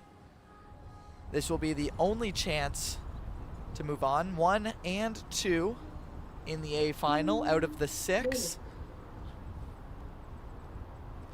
Starting out of lane number 1 is France, lane number 2 Germany, Austria in lane number 3, Romania in lane number 4, Paraguay in lane number 5, and South Africa in lane number 6. Romania once again leading, but this time in the men's side of things for the junior men's 4, and are the defending champions in this boat class. And however, they don't have any returning crew members from that gold winning boat, but they do have Darius Simeon on board, who won bronze in the 8 at last year's World's U19 Championships. And again, bringing that experience to the Romanian boat here in the junior men's 4. When it comes to Romania, it's also just the culture they have in their nation. They were 3rd in the medal count for rowing at the Paris Olympics just weeks ago with 5 medals. Again, I expect them to have a high medal count here in the World Championships.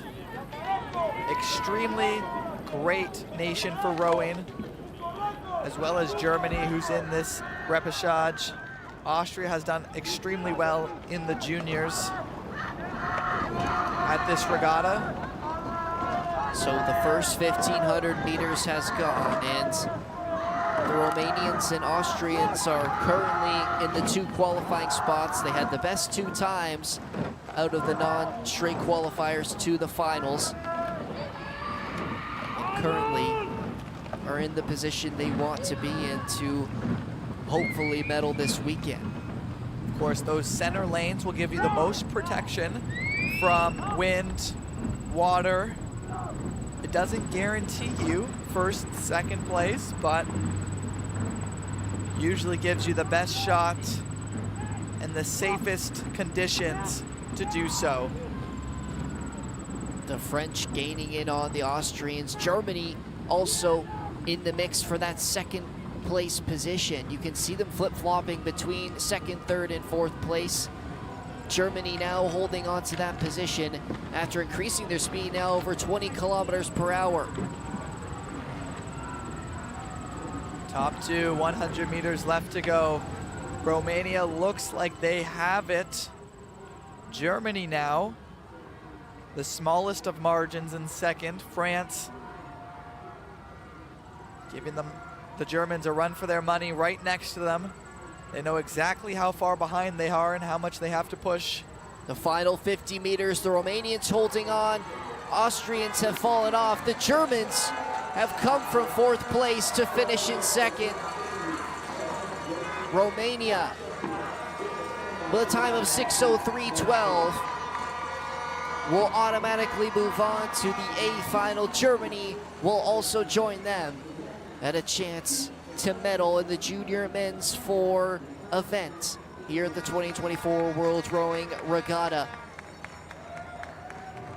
Austria, pardon me, Micah, really fell off the pace there. Yeah, I was about to say second, third, and fourth with 100 meters left to go were all 0 meters difference between the three of them. The Germans, however, being able to withstand the stroke rate they were at for the longest amount of time, giving themselves about a 5-meter difference between themselves and third place. You see everyone above the yellow line. We'll move on to the A final. France, Austria, South Africa, and Paraguay will be in the B final on Sunday.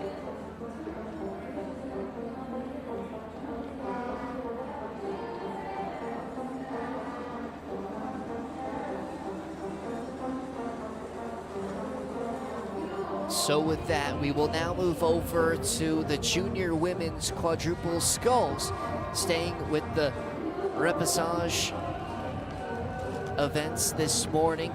Again, it's the same qualification. Top two will move to the A final, the remaining crews to the B final. Starting out in this race, Japan in lane number 1, New Zealand in lane number 2, China in lane number 3, Great Britain in lane number 4, and Australia in lane number 5. And again, with these non-A final races, we catch up with them around the halfway point. And currently out in the lead is Great Britain, out in lane number 4.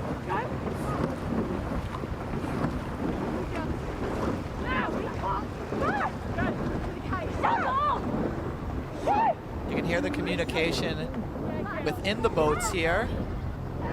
The rower in the back of the boat in the bow seat is in charge of keeping themselves in the middle of the lane. Not only in the middle, but the straightest line possible to the finish line. Also in charge of seeing the other boats around them, making sure no other boats are making a surprise push, putting a piece together. And then in the stroke seat at the front of the boats, they are in charge of keeping their pace, keeping their timing, understanding the stroke count during their pieces, as well as communicating that to the rowers behind them, so everyone is on the same page. The two rowers in seats 2 and 3, excuse me, known as the engine room usually. A little bit more common when you're sweeping, but they will bring the most power through the boat.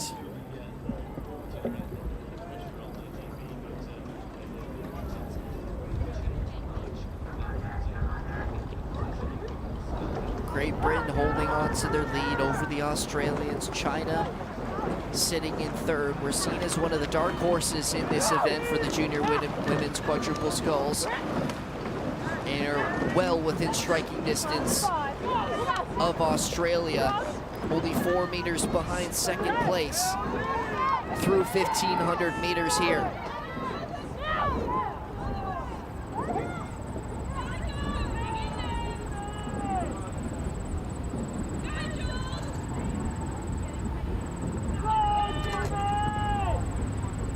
Great Britain has slowed down their pace in the last 500 meters between 1,000 and 1,500. Can they pick it up here and hold off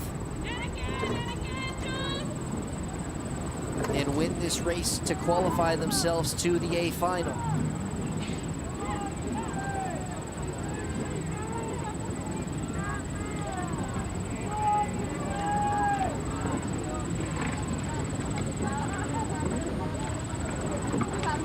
Australia moving away from China in second place and closing the gap between the British in first.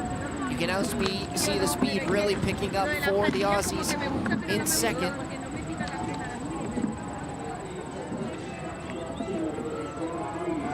Number 1 and number 2 will move on to the A final. Everyone else to the B final.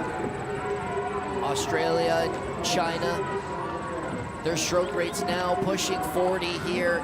The final 50 meters, the last push for each of these crews to finish in the top 2 positions. Great Britain is going to look to hold off the attack from Australia as they'll cross the finish line first. Australia to finish second, China to finish third.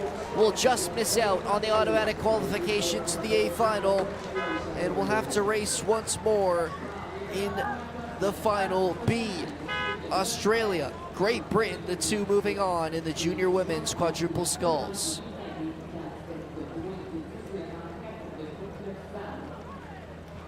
That was the first repechage of 2 for the quad sculls, U19. Underway in Great Britain. Winning another race here will have a chance to add to their medals from yesterday. After winning gold in the women's, as well as a bronze in the U23 women's pair, and a bronze in this event, but in the U23. We'll look to try and medal once again, this time in the junior division. And now we will go to the second of 2 repechages for the junior women's quadruple sculls. Again, same rules apply. Top 2 move on to the A final. The rest to the B final. Starting out in lane number 1 is the United States, lane number 2 Czechia, lane number 3 Germany, lane number 4 Switzerland, in lane number 5 South Africa.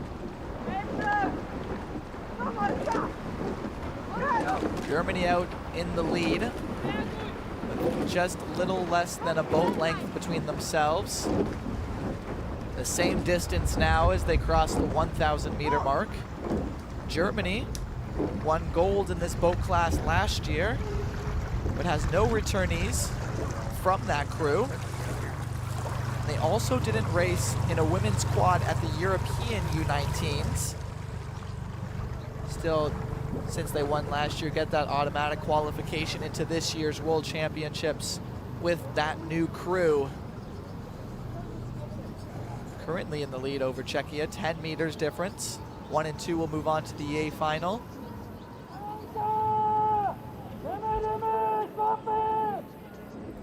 USA also with a fresh crew. They look to improve on their 5th place position from last year. Will have to catch Czechia to do so, as Czechia holds 2nd place by about 15, 16 meters.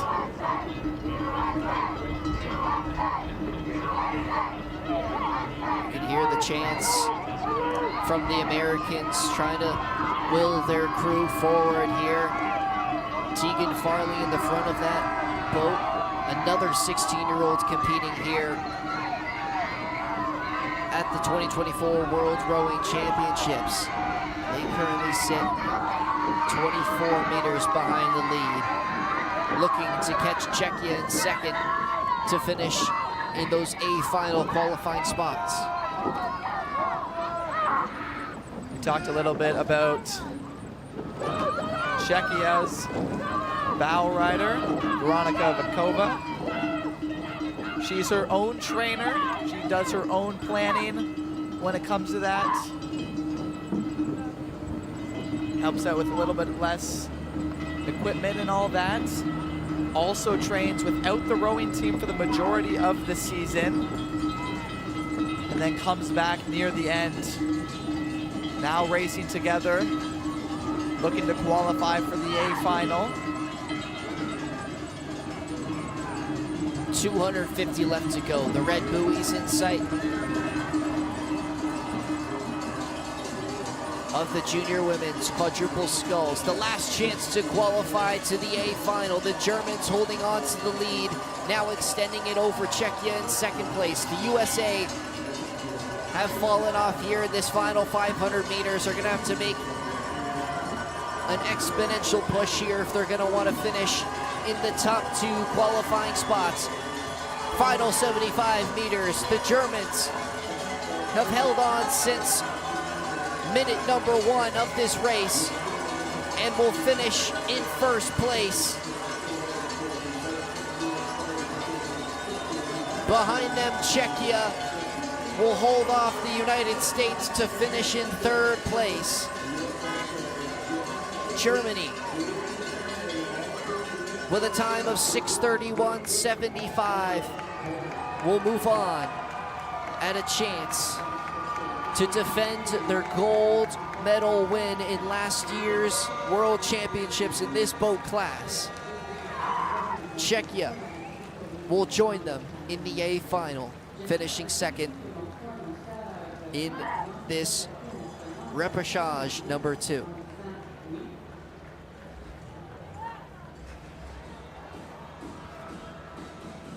Again, let's talk about quickly just the conditions on the course today. We started this day off an hour and a half ago, 19 degrees Celsius then. It is now partly cloudy and 23 degrees Celsius with a high of 26 this afternoon.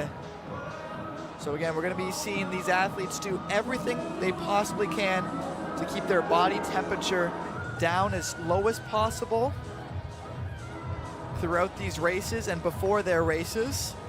That's why you see a lot of these rowers put their legs and feet into the water right after. It can get extremely hot. You see just how little clouds there are, as though it says partly cloudy. You get 2,000 meters of no protection. And how you deal with that comes down to training for the whole summer, years of it as well, to be in the best shape possible for these 2024 World Championships here in St. Catharines, Canada. So with that race commencing, or concluding I should say, we'll now move over to semifinals here on Friday for the women's lightweight single sculls.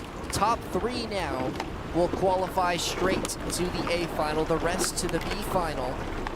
And a very stacked first semifinal of 2 here for this division.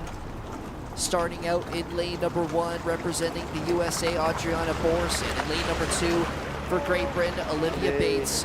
Laura Teffenthaler for Austria in lane number 3. Zoe Fitsiou of Greece, in lane number 4. Kiana Lechuga Alanis of Mexico in lane number 5. And Martina Razdos of Poland in lane number 6.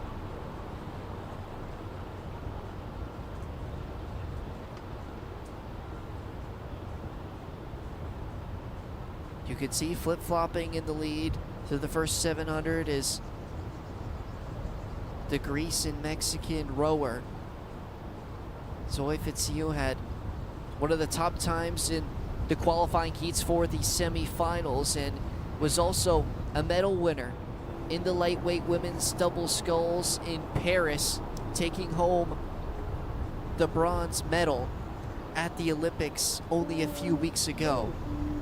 Olivia Bates currently in 15 meters behind in 4th place from Great Britain. She got gold at the 1st and 3rd World Cups. Looking to add to her trophy case at the World Championships now. Have to come in the first 3 to move on. She is extremely close for that 3rd place position. You see here practically nothing as they cross the halfway marker. Olivia Bates half a second over the Austrian and the Polish.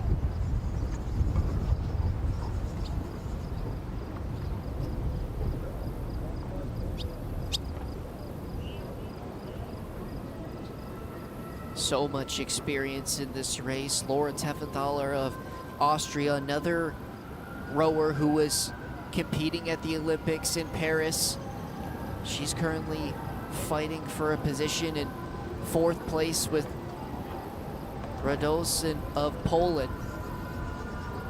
Again, top 3 qualify. Right now it's Fitsiou and Lechuga Alanis of Greece and Mexico with a bit of a lead over Great Britain's Olivia Bates in third place. And this is the first semifinal of 2. Laura Teffenhaller in 5th place, but again, 3rd, 4th, and 5th, really nothing between the 3 of them. She is a great role model for younger Austrians looking to compete in all disciplines. Looking to install confidence in the other rowers from Austria with a chance to compete for a medal here in the semifinals of the 2024 World Rowing Championships. Fitsiu of Greece, the leader through 1,500 meters. You see there on your screen the marker in the water indicating the final 500 meters here of the first semifinal of the women's lightweight single sculls. Top 3 held by Greece, Mexico, and Great Britain for those A final qualifying spots. Talked about Fitsiu being a bronze medalist at the Paris Olympics in the women's double sculls lightweight. Bringing that confidence, veteranness to this World Championships. Proving right now with the 13-meter difference between herself and Mexico just how much she should be here and winning a medal. Trying to claim that title of world champion.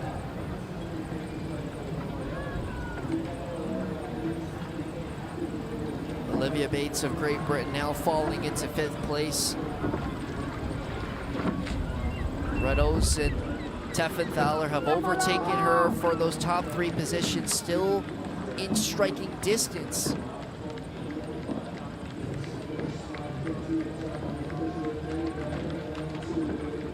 As we reach the final 150 meters here for the women's lightweight single scull semifinal A, needing to come in the top 3 to qualify for the medal final. Zoe Fitsiu in front over Lechuga Alanis, has really pulled away here, increasing her stroke rate now to 40 strokes per minute. Will cross the finish line in first place and win semifinal number 1. To finish in second, the Mexican Lechuga Alanis. To finish in third will be the Austrian in Laura Teffenthaler, who was near that 4th and 5th position for the majority of that race. Showed her grit and experience to move into that 3rd position and qualify for the A final. Zoe Fitsiu, an amazing performance on the course. Dominant from start to finish. 2nd place also did very well to keep her distance between what was the real story of this majority of the race, or Teffenhaller, Martina Radaz, and Olivia Bates. 3rd, 4th, and 5th were so close to each other for the majority of that race, and then ultimately Laura Teffenhaller pulling away at the end to claim her spot in the final. So the Olympic experience proving to show out in that semifinal and qualifying for the A final. And the final 3 qualifying spots for that medal race will come in this one right here, which is already past the halfway point and is currently led by the Romanian, who again, another Olympic medalist in the women's double sculls, taking home silver at the Paris Olympics in 2024. And and she's currently out to a 25-meter lead over McRohan, the Irish rower, in second. McRohan, the reigning world champion in this discipline, took gold at the World Rowing Cup 2 earlier this year. The other 2 World Cups were won by Olivia Bates in the last semifinal. Something to add here, yesterday, just after training, I was walking around the Henley Island, just right of the rowers on the water right now. Herself and her coach were just looking at her boat, and it seemed like something potentially could have been a little off with it. We'll keep that in mind as they race here, but again, that was yesterday afternoon. I'm quite positive they would have figured out what was wrong, or maybe what they were looking at, but would have fixed it for this semifinal here, as she's second, passing that 1,500 meter mark. You talked about Junela Kosmiuk of Romania, silver medalist in the lightweight women's double scull in Paris, just beating out Zoe Fitzhugh of the last semifinal, who won that one. Again, right now, physically at their peak, mentally at their peak. From weeks ago in Paris until now in St Catharines, Canada, at the World Rowing Championships, giving herself a 26-meter lead over McRohan of Ireland. France right now in that third spot, 39 meters behind the leader, as they get ready for their final piece to push themselves across the finish line. It's the Romanian in first with 200 meters left to go here. McRohan in second, Morzeau of France in third. Those are your qualifiers right now to the A final for the women's lightweight single sculls. The final 3 spots in the medal final up for grabs here.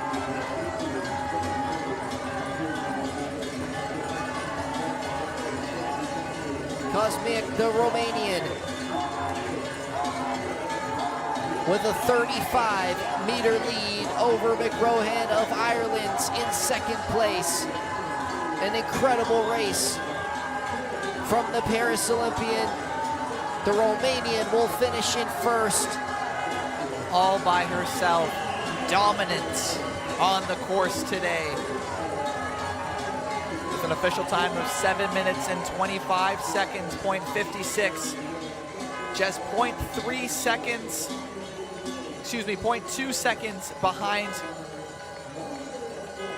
Zoe Fitzhugh in the first semifinals, which is shaping up to be a race you won't want to miss tomorrow afternoon. Those two certainly the ones to watch in this women's lightweight single sculls event.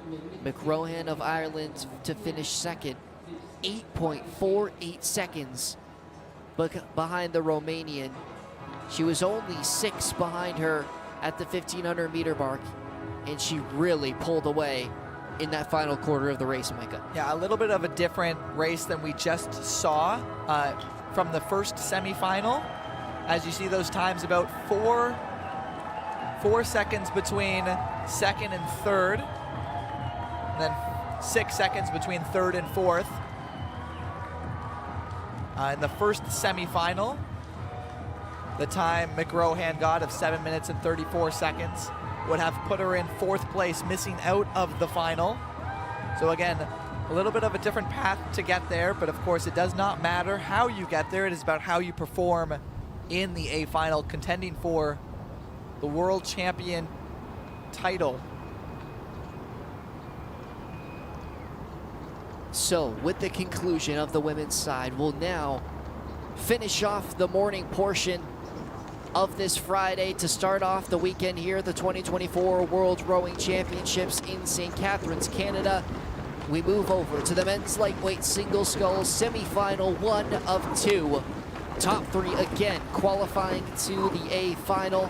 Starting out in lane number 1, France. In lane number 2, Greece. Lane number 3, the United States. Lane number 4, Italy. Uruguay in lane number 5.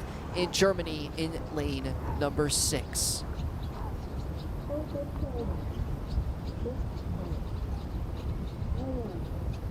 It's Papa Costantino of Greece currently out in the lead at the halfway point.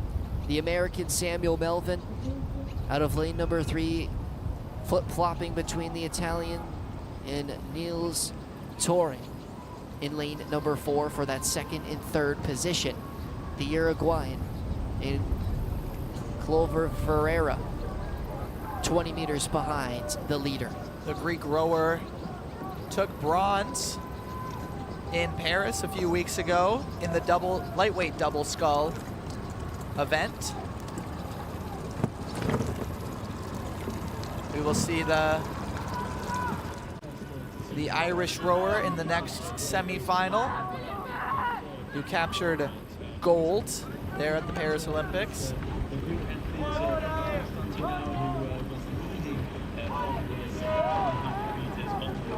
1,400 meters gone. Sorry, Micah. The American Samuel Melvin is now pulled a little bit closer on the leader. We talk about Niels Torre, like we did a little earlier, captured himself a world's best time here on Sunday. The time of 6 minutes and 39.56 seconds. That was an amazing, amazing race to witness live here in St. Catharines. Again, that was the second heat of the afternoon session on Sunday. The first heat had the American Samuel Melvin, who was only 2 seconds behind the world's best time before the Italian beat it, just moments after. 1, 2, and 3 will make the A final, which is right now Greece, USA, and Italy. All very much world-class athletes, physically at their best right now, competing for that gold medal, the infamous title of world champion. The final 200 here of semifinal number 1 for the men's lightweight single sculls. It's the Greek rower, Papa Costantino, in first place, 3 meters ahead of the Italian Torre, who's gaining in on him. Their speeds matched at just under 18 kilometers per hour. The American Samuel Melvin is going to finish in the top 3, but can he catch the Italian and finish in second, or maybe the Greek rower to finish in first? The American falling off the pace now. It's going to be from Greece, Antonios Papakostantino to finish in first, the Italian in second, and the American in third. What an incredibly tight race near the top 3 for the men's lightweight single sculls semifinal number 1. What a top 3 that is. Bronze medalist at the Paris Olympic Games, current world's best time holder coming in second, and Samuel Melvin, who had an extraordinary heat to qualify for this semifinal. Again, just seconds off the world's best time. We'll round out the rowers going to the A final. In fourth was Germany, 5th France, and 6th Uruguay. To round out the rowers going to the B final in the back half of that first semifinal. So Antonios Papakostantino of Greece, the winner of semifinal number 1 with a time of 6:49.82. We'll have one of the top times heading in to the A final for the men's lightweight single scull. Still 3 more qualifying spots up for grabs, which will come from semifinal number 2 of this event, which has already got underway past the 1,200 meter marker. Starting out in lane number 1, Hong Kong, China in lane number 2, Mexico, Ireland in lane number 3, Austria in lane number 4, Algeria in lane number 5, and Belgium in lane number 6. The rower everyone will be trying to keep up with is the Irishman Paul O'Donovan in lane number 3, the 2-time Olympic champion in the lightweight double scull event. Just recently won in Paris weeks ago. Looking to keep his title as the world champion.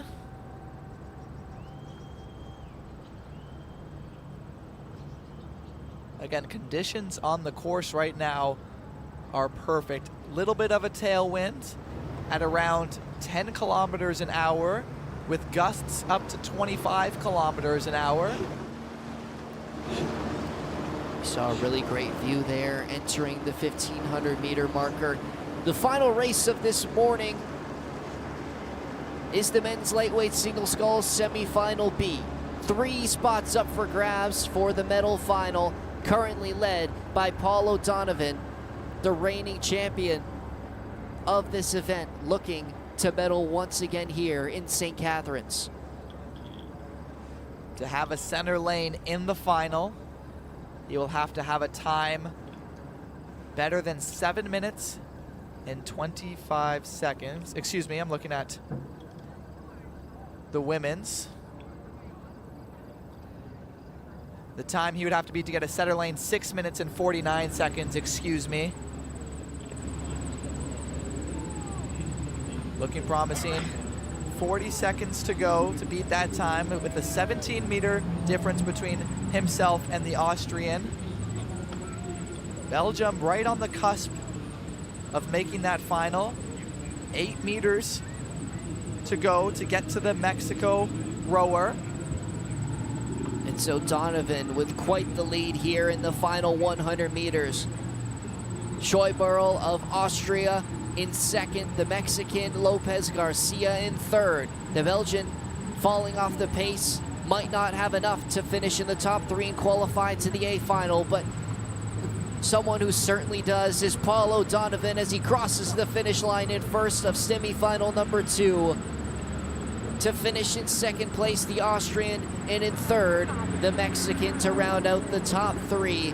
A final time for the Irish rower, 6:47.74 in semifinal number 2 of the men's lightweight single sculls. With the best qualifying time in the semifinals, he put himself in a beautiful position to capture that center lane and fight for that gold medal tomorrow afternoon. So as the final rower in Chunqiu of Hong Kong, China, crosses the finish line, that'll do it for the morning portion, part of the 2024 World Rowing Championships here in St. Catharines, Canada. The semifinal B for the men's lightweight single sculls. Paul O'Donovan comes out victorious. Julian Scheuberl of Austria in second, and Alexis Lopez Garcia in third place. This afternoon we'll have all A finals. Will be given out gold, silver, and bronze for these disciplines at the 2024 World Rowing Championships. My name is Micah Newitz here with Noah Vogel. Taking a break, we'll be right back in a few hours to see the finals.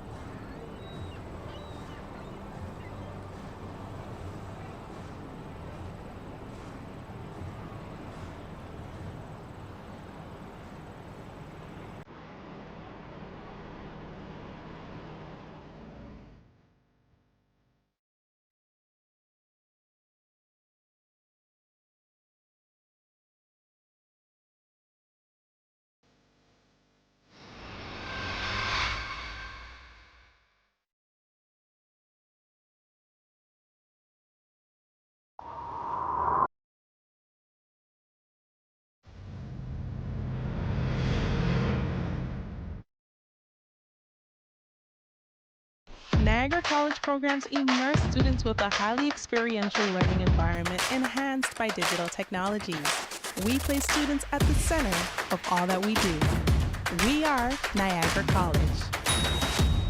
Tired of searching for that one keyboard shortcut? We solve technology so you don't have to. At SkyComp, we are lifelong learners, always upgrading our skills and reading about the next new IT thing. Go to skycomp.ca/learn to better use the programs you work with every day. SkyComp Solutions, your technology support partner.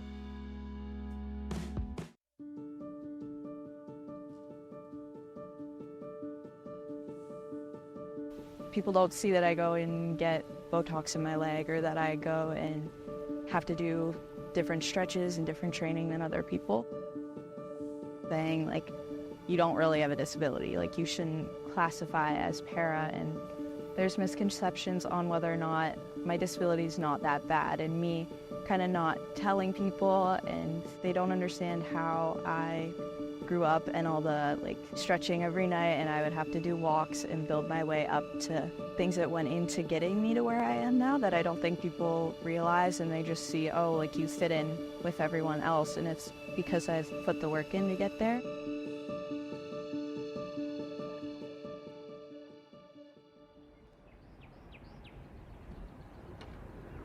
My name's Abigail Durlier. I'm 17 years old, and I'm from St Catharines, Ontario.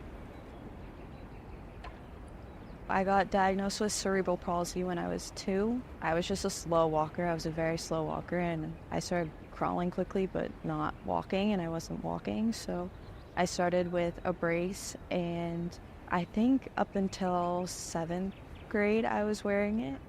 When I heard that there was a possibility of me not having to wear my brace anymore, I kind of started doing all my stretching. I started walking a lot with my mom, biking, trying to do anything to not wear it. I wanted to go into high school without having to wear it because, you know, you're meeting new people, and I definitely got made fun of for it a little bit in elementary school, and never wanted to talk about it, never wanted to tell anyone about it because I felt embarrassed and ashamed of it. Starting high school, I didn't tell anyone, and my coaches, no one ever knew until this year. This was the first coach that I had that ever recognized it and noticed it, so. But I'm glad that he did notice it in the end because it opened a lot of opportunities and doors for me. When I told him, he was like, oh, you might qualify for para, and I found out I did. There was just so much there that I wasn't expecting. So, you know, I've been training a lot more since then. I've been upping my training quite a bit, and it's a lot more motivating when you have bigger goals to get to that you think are more achievable. It's all new, it's all learning, it's all figuring out what para rowing looks like and what it could look like, because right now is one way, but the more para rowers we have, I think, you know, the visibility increases, then that helps to attract more para athletes, and then it just makes it easier to have these para events, because it's always been these pockets. It's kind of the role, you know, you'll take on. You know, Mia's doing some of it now, and yeah, is, you know, because you're so young and you'll be in it for so long, it's like, okay, make it easier for whoever the next person is, so they don't have to kind of repave the road every single time we get a para athlete, and we're starting from scratch again. Biggest achievement was probably reaching the developmental standard for para for Team Canada, and then I got accepted to race at Worlds. Unfortunately, not going to race, but I was scheduled to race, so that was a big achievement for me. Kind of knew that it had been a thought that it was going to get canceled because there wasn't enough para athletes. There's not many para rowers, and so a lot of them are in Paris right now. I think numbers is a huge thing. Even recently at Henley, we did a race, and it was straight final, which is very uncommon for a race like Henley. I think my other races, we had 50 boats per event. In this race, we only had 2 boats, so, and it was largely Americans. There's not very many here in St Catharines, so just definitely a lack of people, so. Most of our work is with people who are not athletic, actually. A percentage of work with those elite level athletes would be very small. It would be probably in the 1% to 2% range. And that's an interesting issue because what we gain from that work and working with elite level athletes really stretches us, really stretches our capacity as a company and as practitioners to explore the highest level of care that those people require to perform at their elite level. But what's really fascinating about that very small population group is that the demands that they put on themselves and on us as practitioners and as providers helps us to extend that work and that level of expertise into the rest of our population. Because 98% of the people we need have got needs in whether that's recreational sport or everyday needs like getting around their home. Our role is to take that level of expert care and technology and componentry and everything that we've learned in all aspects of our practice and apply it to our entire population. This is my brace from Niagara Prosthetics. This is the first one I ever got, so it would have been around 2. It helped to keep my leg straight because my leg was very crooked. It's gotten better now, but it helped to keep my leg straight and helped to get me walking. So I have a very similar one that I have now that I only wear it to bed now. I definitely want to go to Worlds next year. There's talks about World Cup 1 and 2 in Italy and Switzerland next year, so I'm really hoping that I can do that, and there will be entries for that. So definitely trying to work and get faster so that I have a better chance of going. And a longer term goal would definitely be going to the Paralympics. So I'm kind of keeping that in the back of my head and remembering that when I want to decide if I'm going to do a bike workout or not. You know, I got cut from a lot of sports growing up, especially in high school, because, you know, I didn't think I was good enough. And then growing, you know, I put the work in, so I was able to train with everyone else like normal. And, you know, I train with the Simcoe boys team most of the year, so it's realizing that you are good enough if you are able to put the work in. Rowing's a sport that you have to put a lot of time in and a lot of work in, so being dedicated and knowing that if you put the work in, you can get there, but it's a lot about your mindset.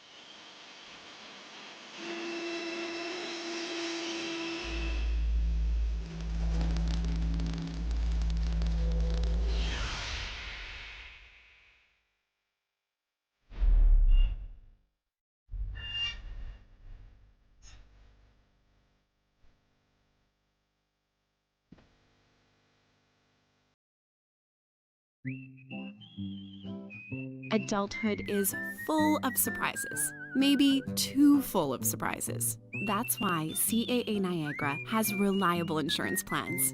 Be ready for the unexpected expenses with home, auto, life, travel, and pet insurance plans. Plus, CAA members get exclusive pricing on all of our plans. Because adulting is hard, but CAA Niagara makes it easy. Click today for your free online quote.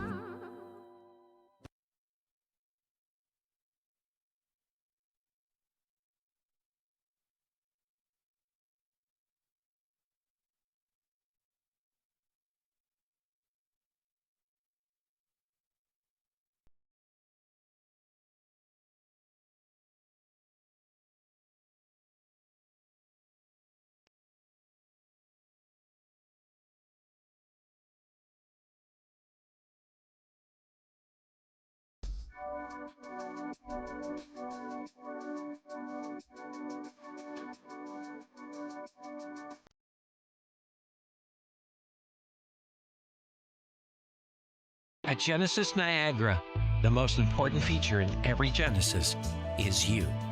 Designed with the simple idea that the experience of owning your Genesis should be as exceptional as the vehicle itself. It's about valuing your time, respecting your lifestyle, and making things effortless, and building a relationship based on trust. Genesis Niagara serving Hamilton, Niagara, where you are at the center of everything we do. Team Canada and Pilotary Estates Winery unite with a perfect pairing of tradition and excellence. Deeply rooted in pride, respect, and the pursuit of greatness.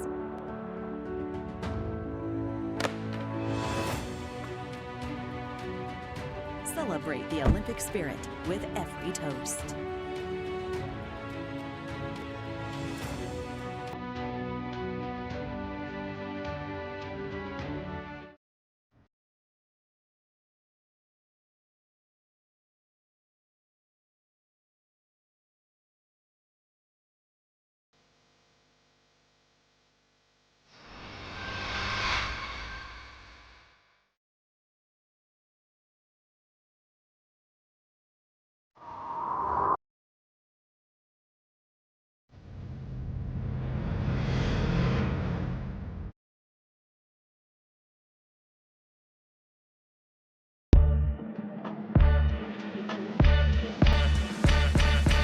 When you're purchasing swimwear from the Salty Bikini, you're getting beauty, confidence, and the latest in swimwear fashion. Every woman deserves to feel like a goddess in her swimsuit. Say goodbye to stress and hello to confidence as you shop with us. The Salty Bikini is proud to be a platinum sponsor of the 2024 World Rowing Championships. Good luck to all the competitors. Come see us in-store at the Salty Bikini. We're located in the Ridley Heights Plaza in St Catharines, Ontario, or visit us online at thesaltybikini.ca. Welcome to White Meadows Farms. Join our Discover Maple Sugar Bush tour and explore the world of maple syrup. Meet our expert guide and discover traditions that have thrived for centuries. Hop aboard a tractor-drawn wagon and journey to the heart of our forest. Indulge in legendary treats like taffy on snow and experience our 100% pure maple syrup. Finish with a maple syrup tasting and see how we elevate maple beyond the breakfast table. Book your experience today and discover everything Canadian maple.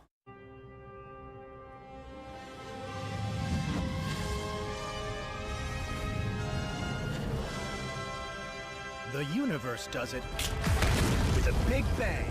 Wonderful pistachios. Get cracking.